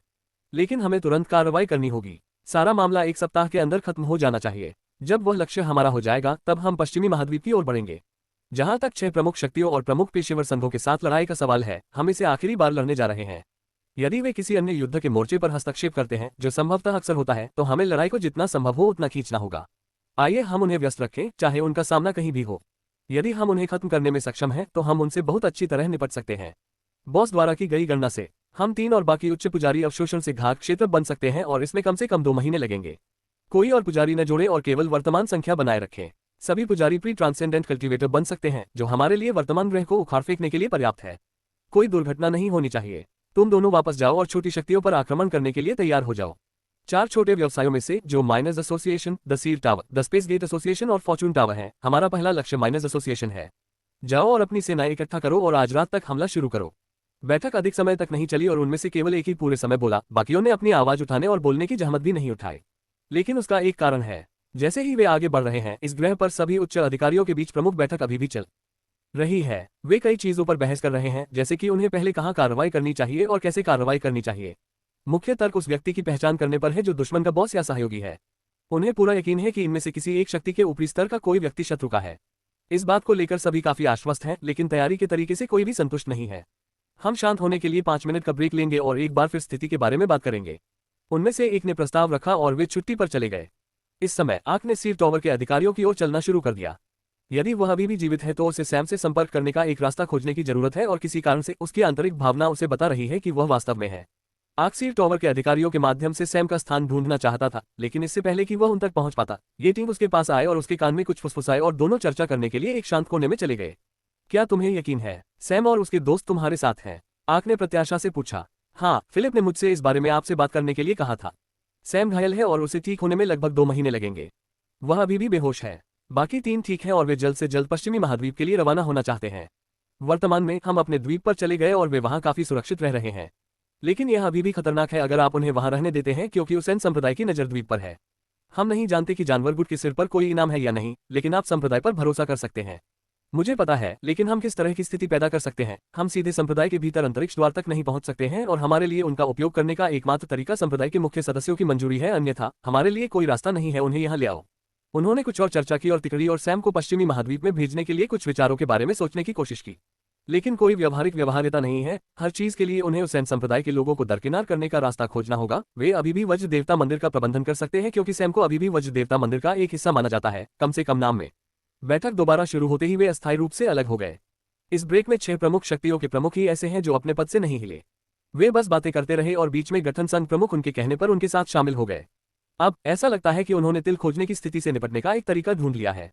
हमारी चर्चा में कुछ परिणाम सामने आए हैं और सभी 6 प्रमुख शक्तियां इस निर्णय पर पहुंची हैं कि एक तिल को कैसे खोजा जाए। एक प्राचीन संरचना है जिसे जजमेंट फॉर्मेशन कहा जाता है और इसे कंज्यूमेंट क्षेत्र में एक फॉर्मेशन मास्टर, ट्रांसेंडेंट क्षेत्र में 3 फॉर्मेशन मास्टर्स और ट्रांसेंडेंट क्षेत्र में 2 शिलालेख मास्टर्स की आवश्यकता होती है। फॉर्मेशन एसोसिएशन के प्रमुख hold for consummate real formation master का पद लेंगे और बाकी फॉर्मेशन मास्टर्स और इंस्क्रिप्शन मास्टर को सभी 6 प्रमुख शक्तियों और छोटी शक्तियों में से यादृच्छिक रूप से चुना जाएगा। इस निर्णय निर्माण में यहां मौजूद प्रत्येक व्यक्ति और प्रत्येक संगठन के प्रत्येक अन्य अधिकारी, यदि वह एक पूर्व उत्कृष्ट चरण का साधक है, तो उससे पूरी तरह से पूछताछ की जाएगी और गठन की भावना उस व्यक्ति का न्याय करेगी। निरीक्षण की कसौटी पर खरे उतरने वाले सभी लोग यहां होने चाहिए। निर्माण के लिए निम्नलिखित सामग्रियों की आवश्यकता है और हम सभी उन्हें इसमें शामिल करेंगे। इस बार ओसियाने संप्रदाय के प्रमुख ने इसका नेतृत्व किया और उन्होंने सभी को सामग्री की सूची वितरित की। 3 मिनट के मौन के बाद कुछ लोगों ने सवाल उठाया। इनमें से कुछ सामग्रियां केवल उन देशों में उपलब्ध हैं जिन पर वर्तमान में चर्च का कब्जा है, हम उनसे कैसे निपट सकते हैं? इससे हर किसी की विचार प्रक्रिया रुक गई, लेकिन किसी और का दिमाग पूरी गति से काम कर रहा है। सवाल सुनते ही आपको एक विचार आया और वह चुपचाप ये टीम की ओर चल दिया। उन्होंने कुछ फुसफुसाया और जल्द ही सभी को यह बताने का समय आ गया कि उनके पास किस तरह की सामग्रियां हैं और यह जिम्मेदारी साझा करे कि किसे कौन सी सामग्री लानी चाहिए। जब ये टीम और आग की बारी आई तो उन्होंने पहले ही बता दिया कि वे क्या प्रदान कर सकते हैं और हर कोई ये देखकर आश्चर्यचकित रह गया कि ये टीम के पास कुछ महत्वपूर्ण जड़ी बूटियां हैं। उन्होंने सोचा कि उसके पास कोई जड़ी बूटियां नहीं है क्योंकि वह अभी नए द्वीप पर स्थानांतरित हुआ है, लेकिन ऐसा लगता है जैसे उसने पहले से तैयारी की थी और द्वीप पर कुछ जड़ी बूटियां उगाई थी। सारा काम बांट कर वे अपने अपने तरीके से वहां से निकल गए। वे नहीं जानते कि चर्च के 3 मुख्य महायाजकों की बैठक भी समाप्त हो चुकी है और वे छोटी शक्तियों पर हमला करने की तैयारी में काफी व्यस्त हैं। प्रमुख शक्तियों के प्रमुखों ने अगली बैठक 2 दिन बाद उसी स्थान पर आयोजित करने का निर्णय लिया, जबकि वे इन 2 दिनों में आवश्यक सामग्री को अंतरिक्ष द्वार के माध्यम से स्थानांतरित करते हैं। चूंकि हर कोई जल्दी में आगे बढ़ रहा है, आग 2 बड़े काले बक्से तैयार कर रहा है जो उसके आकार के 2 लोगों के सोने के लिए काफी बड़े हैं। इसके अलावा उन्होंने उन्हीं बक्सों का एक और सेट तैयार किया, लेकिन इस बार वे कुछ प्रकार की जड़ी बूटियों से भरे हुए हैं। कुछ जड़ी बूटियों को एक स्थानिक रिंग के भीतर संग्रहित नहीं किया जा सकता है और उन्हें इस प्रकार के बक्से में रखना पड़ता है। अगले दिन पश्चिमी महाद्वीप से जड़ी बूटियों के साथ कई परिचारक और सभी पूर्व पार्वती कृषक वज्र देवता मंदिर में चले गए। आग ने सावधानीपूर्वक उनकी निगरानी की, हालांकि वह लगातार अपने बगल के 4 बड़े बक्सों को पकड़े रहा। हुसैन संप्रदाय की ओर से भी इसी तरह की बात हो रही है और ये टीम 2 बक्से लाए हैं जो बेहद समान दिखते हैं। सारा सामान उस रात बैठक स्थल पर ले जाया जाना है और केवल कुछ परिचारक कुछ ताजी चुनी हुई जड़ी बूटियां और सामान लाने के लिए अंतरिक्ष द्वार के चारों ओर दौड़ रहे हैं। उस रात गठन की तैयारी जोरों पर चल रही थी और कृत्रिम रूप से उपयुक्त वातावरण बनाकर जड़ी बूटियों को उसी स्थान पर पीसकर स्याही बनाया जा रहा था। आग अनजाने में वज्र देवता मंदिर के सेवकों में से एक बन गया। इस बीच दूसरी तरफ ये टीम के साथ भी यही हुआ। मुखियाओं ने ज्यादा नहीं सोचा और सोचा कि ये तो बादशाह अपनी सुरक्षा पर नजर रख रहे हैं, और उन विचारों और इतने हंगामे के साथ उन्होंने इस तथ्य पर ध्यान नहीं दिया कि दोनों सम्राटों ने कुशलतापूर्वक 2 बक्सों को कई बार पहुंचाया और इससे पहले कि उन्हें पता चलता पूरे सेटअप में कोई बक्सा नहीं था। और जब एक बन गया सभी आश्चर्यचकित थे कि उनके दोनों स्थानिक छल्लों में से 4 खाली बक्से थे और जड़ी बूटियों का उपयोग किया जा रहा था। पश्चिमी महाद्वीप में इंपीरियल पैलेस मैदान के भीतर 4 लोग एक बक्से से बाहर निकले और एक परिचारक जो आग के प्रति वफादार था उन्हें महल के भीतर एक गुप्त कमरे में ले गया। उन्होंने लापरवाही से आगे न बढ़ने का फैसला किया और शांत रहने की पूरी कोशिश की। यदि वे शाही महल से बाहर आए तो खबर निश्चित रूप से थंडर देवता मंदिर और इस संवेदनशील अवधि में अन्य 6 प्रमुख शक्तियों तक पहुंच जाएगी। कोई भी विश्वास नहीं करेगा कि आग अपने देश की सुरक्षा के बारे में बहुत अधिक चिंतित है। इस तथ्य के अलावा वो वास्तव में उन प्रमुख शक्तियों की तुलना में एक 20 वर्षीय युवा व्यक्ति की सहायता प्राप्त करने की कोशिश कर रहा है जिनके पास अनुभव और प्रतिभा वाले कई विशेषज्ञ हैं। पहले तो वे इसे अपने अहंकार पर हमला समझेंगे और फिर दूसरी बात वे इसे लेकर बहुत अधिक सशंकित हो जाएंगे। इसीलिए उन्होंने उन्हें अभी छिपाने का फैसला किया और उन चारों को चुपचाप सैम के शहर में वापस भेज दिया और उन्हें कहीं से भी प्रकट कर दिया। आग ने इस पर विचार किया और इस पर अमल करने के लिए तैयार है। कल निर्णय निर्माण संबंधी पूछताछ होगी और हर कोई जो पूर्व उत्कृष्ट या उससे ऊपर है बाहर चला जाएगा। फिलहाल पश्चिमी महाद्वीप में 20 से ज्यादा लोग ऐसे नहीं हैं जो इस कसौटी पर खरे उतरते हों, जबकि निर्णय निर्माता इस प्रक्रिया को पूरा करने की पूरी कोशिश कर रहे हैं। राष्ट्रों के भीतर कई छोटी बैठकें चल रही हैं। उनमें से अधिकांश चर्च के पुजारी हैं जो अगली सुबह ही अपना विश्वास फैलाने के लिए तैयार हो जाते हैं, लेकिन कुछ मुलाकातें ऐसी भी होती हैं जिनका उससे बिल्कुल कोई लेना देना नहीं होता और जिनके बारे में जानकर व्यक्ति पूरी तरह खुश हो जाता है। वह शख्स कोई और नहीं बल्कि अरमान है। बैठकें उन सभी गुटों के बीच होती हैं जो संचार नेटवर्क के भीतर मौजूद हैं। बैठकें गुटों के भीतर व्यक्तिगत रूप से हुई और कुछ तो कई गुटों के बीच भी हुई। ये सभी बैठकें इस बारे में हैं कि नेटवर्क का अस्थायी नियंत्रण किसे मिलता है और सभी ने अपनी संतानों को वोट देने की कोशिश की, लेकिन उन्हें बाकी लोगों द्वारा खारिज कर दिया जा रहा है। ये सब इसलिए अस्तित्व में आया क्योंकि आग ने उसी दिन वापस न लौट पाने के बारे में कुछ कहा था और ऐसे ही वे घबरा रहे हैं। काफी बहस के बाद आखिरकार उन्होंने एक नाम तय किया और वह नाम था अरमान। हाँ, अरमान, जिसका उनसे कोई संबंध नहीं है और संभवतः सैम के साथ बहुत अच्छे संबंध हैं, को अस्थायी रूप से संचार नेटवर्क का नेतृत्व दिया गया था। अरमान, जिसे इस स्थिति में घसीटा गया था, अप्रत्याशित रूप से प्रसन्न हो गया क्योंकि वह यही करना चाहता था। सभी असफलताओं के बावजूद वह लगभग खुशी के आंसू बहाना चाहता था। अरमान बेहद खुश महसूस कर रहा है, लेकिन वह नहीं जानता कि सिर्फ इसलिए कि उसे अस्थायी प्रभारी के रूप में चुना गया है, इसका मतलब यह नहीं है कि उसके पास कोई वास्तविक अधिकार होगा। मुख्य कारण यह है कि नेटवर्क काफी हद तक आत्मनिर्भर है और कोई नेता मौजूद न होने पर भी अल्पावधि में कोई समस्या नहीं होगी। वे बस नाम के लिए उसे उस पद पर आने दे रहे हैं। वास्तव में उन्हें नियुक्त या कुछ भी नहीं किया गया था, उन्होंने बस उन्हें चीजों को देखने के लिए कहा था, बस इतना ही, न इससे ज्यादा और न ही इससे कम। इस बीच मध्य महाद्वीप पर बैठक स्थल पर संरचना तैयार हो गई और हर कोई परीक्षण करने के लिए तैयार था। हालांकि सभी मौजूद नहीं हैं, लोग आते रहे। निरीक्षण से गुजरने वाले पहले व्यक्ति साम्राज्य के लोग होते हैं। सटीक रूप से कहें तो यह आग के लोग और ये टीम के लोग हैं। वे सबसे कमजोर समूह हैं और सबसे कमजोर कनेक्शन वाले समूह मौजूद हैं। यही कारण है कि उन्हें साफ करना आसान था। उनसे निपटने के बाद लोगों का अगला समूह लघु शक्तियों और लघु व्यावसायिक संघों के लोग हैं। हालांकि परीक्षण चल रहे हैं, लेकिन सभी लोग मौजूद नहीं हैं। 6 प्रमुखों ने देखा कि कुछ लोग जिन्हें यहां होना चाहिए था और कुछ जो तैयारियों में मदद करने के लिए कल भी आए थे, वे अभी मौजूद नहीं हैं। वे चुपचाप नाम नोट कर रहे हैं और उन्हें याद कर रहे हैं। लेकिन फिलहाल उन्होंने कुछ नहीं किया या कहा। चून की छोटी शक्तियां पूछताछ या निरीक्षण से गुजर रही हैं, उनके द्वीपों को चच पर हमला करने के लिए खाली छोड़ दिया गया है। एक छोटी सी शक्ति से संबंधित द्वीप पर समुद्र तट पर पानी से एक छोटी सी चमक निकल रही थी और जल्द ही सफेद वस्त्र पहने लोगों का एक समूह पानी से बाहर आया और वे किनारे की ओर तैरने लगे। जल्द ही पूरे द्वीप का समुद्र तट असंख्य सफेद वस्त्र पहने लोगों से भर गया, जिनका नेतृत्व 2 लोग कर रहे थे जिन्होंने सफेद मुखौटे पहने हुए थे। चून की छोटी शक्तियां अपने अधिकांश पूर्व उत्कृष्ट स्तर के कृषकों और भावातीत कृषकों को बैठक में ले गईं, इसलिए उनसे निपटने का यह सही मौका है। 2 प्री ट्रांसेंडेंट चरण पुजारी बिना हिले डुले समुद्र तट पर रुके रहे, लेकिन शेष सफेद वस्त्र पहने लोग पहले से ही द्वीप के केंद्र की ओर उन्मत्त रूप से दौड़ने लगे। हालांकि इसे एक द्वीप कहा जाता है, यह एक छोटे राष्ट्र जितना बड़ा है और इसमें कई शहर छोटी शक्ति द्वारा विभाजित हैं। एक छोटी शक्ति के पास कई उत्कृष्ट चरण के साधक होंगे और कई पूर्व उत्कृष्ट चरण के साधक होंगे, दोनों की संख्या किसी भी साम्राज्य से अधिक होगी। हालांकि उन सभी का निरीक्षण किया जाना है, फिर भी वे उन्हें एक साथ नहीं हटाएंगे। ये छोटी शक्तियों को चच के हाथों मरने के लिए छोड़ना होगा। इसलिए 6 प्रमुखों ने छोटी शक्तियों को कुछ लोगों को तैनात छोड़ने की छूट दी और जब उम्मीदवारों के पहले बैच का निरीक्षण किया जाएगा तो वे पदों का आदान प्रदान करेंगे। लेकिन वे नहीं जानते कि आक्रमण पहले ही शुरू हो चुका है। इसी तरह के दृश्य सभी 10 छोटी शक्तियों के समुद्र तटों पर दिखाई देने वाले लोग हैं और प्रत्येक समुद्र तट का नेतृत्व 2 प्री ट्रांसेंडेंट स्टेज कल्टिवेटर द्वारा किया जाता है, जिनके बाद लगभग 1 लाख लोग होते हैं जो सामान्य अनुयायी होते हैं। सभी छोटी शक्तियों को घेर लिया जा रहा है और शहरों पर अनुयायियों द्वारा हमला किया जा रहा है। वहां पहले से ही चेतावनियां दी गई हैं और सैनिक तैनात हैं, इसलिए वे पूरी तरह से घबराए नहीं, लेकिन वे अभी भी चिंतित हैं। उन्होंने अपने सभी अंतरिक्ष द्वारों को बंद कर दिया, केवल उस द्वार को छोड़कर जो मध्य महाद्वीप के मिलन स्थल की ओर जाता है। यहां तक कि उन्होंने द्वीप के सभी कोनों में किसी संभावित द्वार के निर्माण के संकेत या गुप्त रूप से पहले से निर्मित किसी अंतरिक्ष द्वार की भी खोज की, लेकिन उन्हें कोई नहीं मिला और अंतरिक्ष द्वार वह जगह है जहां उन्हें इसके मौजूद होने की कम से कम उम्मीद थी। उथले पानी में युद्ध की शुरुआत की खबर छोटी शक्तियों के प्रतिनिधियों के माध्यम से केंद्रीय महाद्वीप में आए। छोटी शक्तियों के मुखिया असमंजस में हैं। छोटी शक्तियों के लगभग सभी मौजूदा उम्मीदवारों का निरीक्षण पहले ही हो चुका है और उनमें से कुछ ही बचे हैं। जब 10 छोटी शक्तियों के प्रमुखों ने समाधान के लिए 6 प्रमुखों से परामर्श किया तो केवल एक बुनियादी उत्तर मिला, युद्ध को बाहर खींचो। वे चाहते थे कि उनके साथ लंबे समय तक चलने वाली लड़ाई हो, लेकिन वे उन्हें निरीक्षण से दूर नहीं जाने देंगे। उनमें से कुछ ने पूछा भी, हम स्पष्ट रूप से उनके सहयोगी नहीं हैं, इसीलिए वे हम पर हमला कर रहे हैं। अगर हम हर तरह से उनका बचाव नहीं करेंगे तो हमारे क्षेत्र का क्या होगा? लेकिन उत्तर और भी सीधा है, क्या होगा यदि यह हमारे लिए यह विश्वास दिलाने की एक चाल है कि छोटी शक्तियां गुप्तचर नहीं हैं, लेकिन वास्तव में वे असली गुप्तचर हैं, हम इसे जोखिम में नहीं डाल सकते। कुछ चुनने के बाद 10 छोटी शक्तियों को कुछ छूट दी जाती है। प्रमुख और प्रमुख निर्णय निर्माता और अन्य मुख्य सदस्य उन लोगों के साथ वापस जा सकते हैं जिन्होंने अपना निरीक्षण पूरा कर लिया है, लेकिन उन्हें अभी भी शेष लोगों को भेजना होगा और स्थिति को संभालने के लिए एक निर्णय निर्माता की उपस्थिति की आवश्यकता होगी। तब जाकर छोटी ताकतों के मुखियाओं को कुछ राहत महसूस हुई। जानकारी से उन्हें पता चला है कि हर छोटी शक्ति का नेतृत्व 12 पुजारियों द्वारा किया जा रहा है। प्रत्येक मोर्चे पर 2 और वे 6 तरफ से एक ही द्वीप पर आक्रमण कर रहे हैं। 6 प्रमुख शक्तियों ने उन्हें जो जानकारी दी उससे 6 पुजारियों को सामान्य पूर्व उत्कृष्ट स्तर के कृषकों के रूप में नहीं लिया जा सकता है। वे अपने सैनिकों को समाहित करके उत्कृष्ट कृषक बन सकते हैं और इससे भी अधिक। इसलिए वे बेहद सतर्क हैं और वे क्षरण की लड़ाई खेलना चाहते थे, क्योंकि उन्होंने चच को एहसास होने से पहले धीरे धीरे लेकिन लगातार अनुयायियों की संख्या को खत्म करने का फैसला किया था। वे पुजारियों पर सीधे हमला नहीं करना चाहते और उन्हें अपने अनुयायियों को तुरंत अपने में समाहित कर लेना चाहते हैं। और ठीक वैसे ही एक घिनौना युद्ध शुरू हो गया है। सभा स्थल पर मौजूद लोगों के संबंध में निरीक्षण चलता रहा। तभी अचानक निरीक्षण में एक व्यक्ति पकड़ा गया और वह माइनर प्रोफेशनल एसोसिएशन से निकला।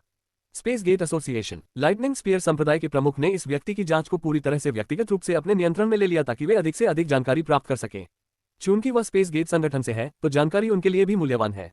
स्पेस गेट संगठन का प्रमुख काम में लगा हुआ है। दरअसल ये संगठन अंतरिक्ष तत्व वाले लोगों को दबाने के लिए बनाया गया है और इस संगठन के पीछे असली मालिक इसके सभी 6 प्रमुख हैं। वे सभी अंतरिक्ष तत्व उपयोगकर्ताओं को उनकी जागृति के शुरुआती दिनों में ही इस स्थान पर भेज देंगे और उन्हें अंतरिक्ष द्वार और अन्य परिवहन तकनीकों को बनाने के लिए अपने अंतरिक्ष तत्व का उपयोग करने में प्रशिक्षित किया जाएगा। किसी भी प्रकार की युद्ध तकनीक को छोड़कर सभी उनमें से एक को पकड़ने के बाद निरीक्षण में तेजी आई, क्योंकि अंततः उन्हें छछूंदरों को ढूंढने की उम्मीद जगी। उन्होंने जल्द ही एक के बाद एक तिल ढूंढना शुरू कर दिया और उनमें से कुछ गठन में फंस गए और उनमें से कुछ अत्यधिक प्रतिक्रिया के कारण पकड़े गए। वैसे भी उन्होंने स्पेस गेट एसोसिएशन और सील टावर से मोल्स पकड़े। चूंकि वे इसके आधे रास्ते पर है। थंडेगौर मंदिर के प्रमुख ने अचानक कुछ देखा और बैठक स्थल से बाहर निकलने से पहले बाकी 5 प्रमुखों को कुछ फुसफुसाया। एक स्थान पर अपनी पटरियां रोकने से पहले उसने बेहद सावधानी से एक दिशा की ओर चलना शुरू कर दिया। एक व्यक्ति उसके पीछे आया और कनपटी मुख की ओर कनखियों से देखा। तुम यहाँ क्या कर रहे हो? बूढ़ा, मैं आपसे वही प्रश्न पूछ सकता हूँ। आप यहाँ क्यों हैं? मैं तुम्हें पकड़ने के लिए यहाँ हूँ।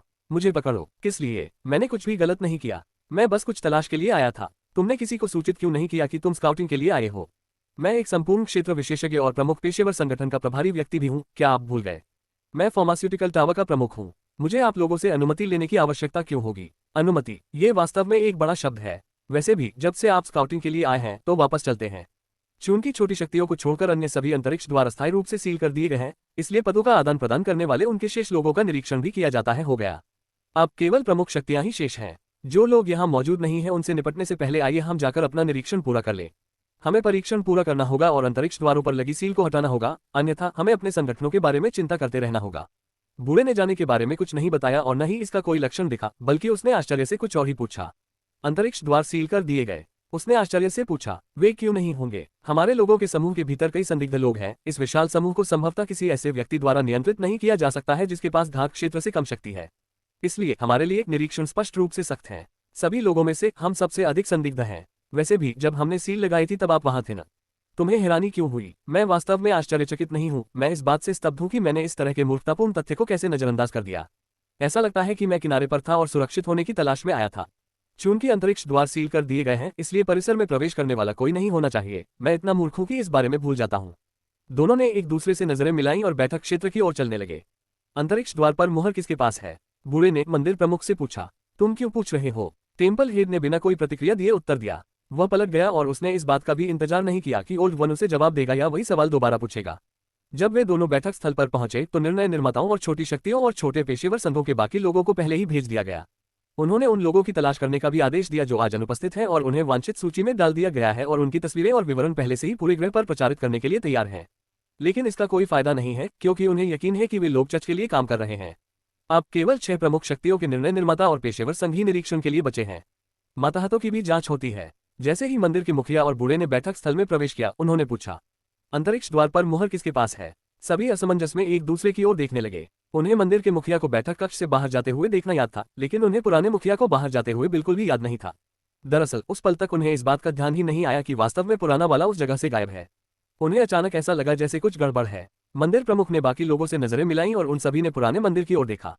आप लोग उत्तर क्यों नहीं दे रहे? मैं पूछ रहा हूँ, अंतरिक्ष द्वार की मुहर कहाँ है? जैसे जैसे समय बीतता गया बूढ़ा अत्यधिक निराश हो गया। लेकिन इस समय उन्हें अचानक एहसास हुआ कि कुछ ठीक नहीं है और उनके सिद्धांत की पुष्टि तब हुई जब उन्होंने अपने साथियों के चेहरे पर गंभीर भाव देखे। वह सतर्क हो गया और एक एक करके उनकी ओर देखने लगा।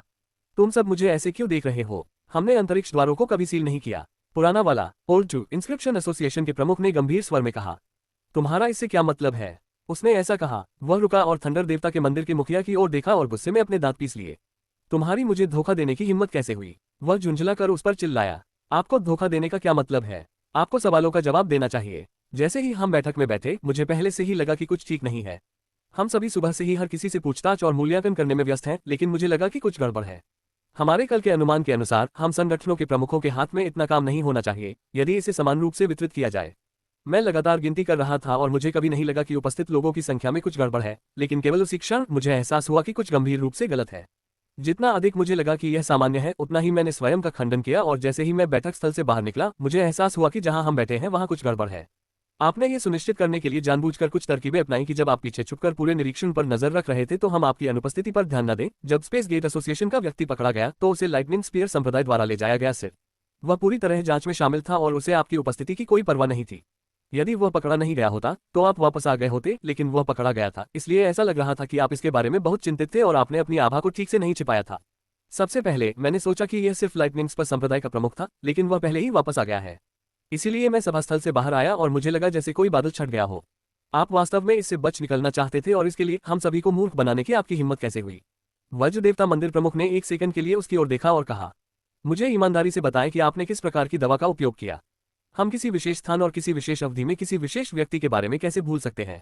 बूढ़े ने यह सब सुना और आखिरकार उसके चेहरे की नाराजगी शांत हो गई। उसके होंठ मुड़ गए और उसका गंभीर चेहरा मुस्कुराहट में बदल गया। चूंकि आप पहले से ही जानते थे कि मैं कौन हूं, क्या आपको लगता है कि मैं आपको कोई और जानकारी दूंगा? बाकी सभी मुखिया हैरान हैं। वह लापरवाही से आगे बढ़ता रहा। मुझे उम्मीद नहीं थी कि आपका आलस्य मेरे पकड़े जाने का कारण है। वास्तव में आपने वास्तव में इतनी सरल चीज में कार्यभार की गणना की है। आपके पास गठन को ऊर्जा देने के अलावा और कुछ नहीं है और आपने इसके लिए प्रयास की भी गणना की है और आप जानते हैं कि सबसे बुरी बात यह है कि मैं एक ही प्रश्न के लिए पकड़ा जा रहा हूं। मैं कितना मूर्ख हूं कि आपने इतनी मूर्खतापूर्ण बात कहते ही आप पर विश्वास कर लिया। ऐसे क्षण में कोई अपने स्वयं के अंतरिक्ष द्वार को सील करने का साहस क्यों करेगा जब दुश्मन किसी भी समय हम में से किसी पर भी हमला कर सकता है। ओल्ड थंडर, आपने वास्तव में मुझे वहां अच्छा पाया। चूंकि उनमें से बाकी लोग धीरे धीरे उसे घेर रहे हैं, ओल्ड वन ने जारी रखा। मैंने नहीं सोचा था कि मेरी योजना को इतने मूर्खतापूर्ण तरीके से देखा जाएगा, लेकिन यदि आप वास्तव में जानना चाहते हैं कि मैंने आप सभी को कैसे मूर्ख बनाया, तो ये सरल है। ये पुराने टीम की अजीब आदत है, जब तक मेज पर धूप न हो वह बैठक में नहीं बैठेगा। वह दूसरों की गंध बर्दाश्त नहीं कर सकता था और उसने विशेष रूप से अगरबत्तियां बनाई हैं और वे फार्मास्यूटिकल टावर द्वारा बनाई गई थीं। जब सभी ने एक सेकंड के लिए धूपबत्ती की ओर देखा जो लगभग बुझने ही वाली थी, तब उन्हें एहसास हुआ कि कुछ गलत नहीं है। जब उस व्यक्ति ने ऐसी तनावपूर्ण स्थिति की ओर इशारा किया तो वे सभी धूपबत्ती की ओर क्यों देखेंगे। जैसे ही वे कुछ समझने के लिए अपना सिर हिलाने की कोशिश कर रहे थे, बूढ़े ने हंसते हुए कहा, और क्या आप सब जानते हैं मैं इतनी अधिक बातें क्यों कर रहा हूं? ताकि मैं धूप को आपके सिर तक पहुंचने के लिए कुछ समय दे सकूं, और अब जब इसका आप पर पूरी तरह से प्रभाव पड़ता दिख रहा है तो अलविदा।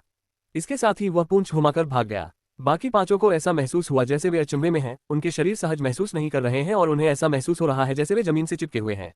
ऐसा लगता है कि यह किसी प्रकार का उच्च स्तरीय हेलुसिनोजेन है।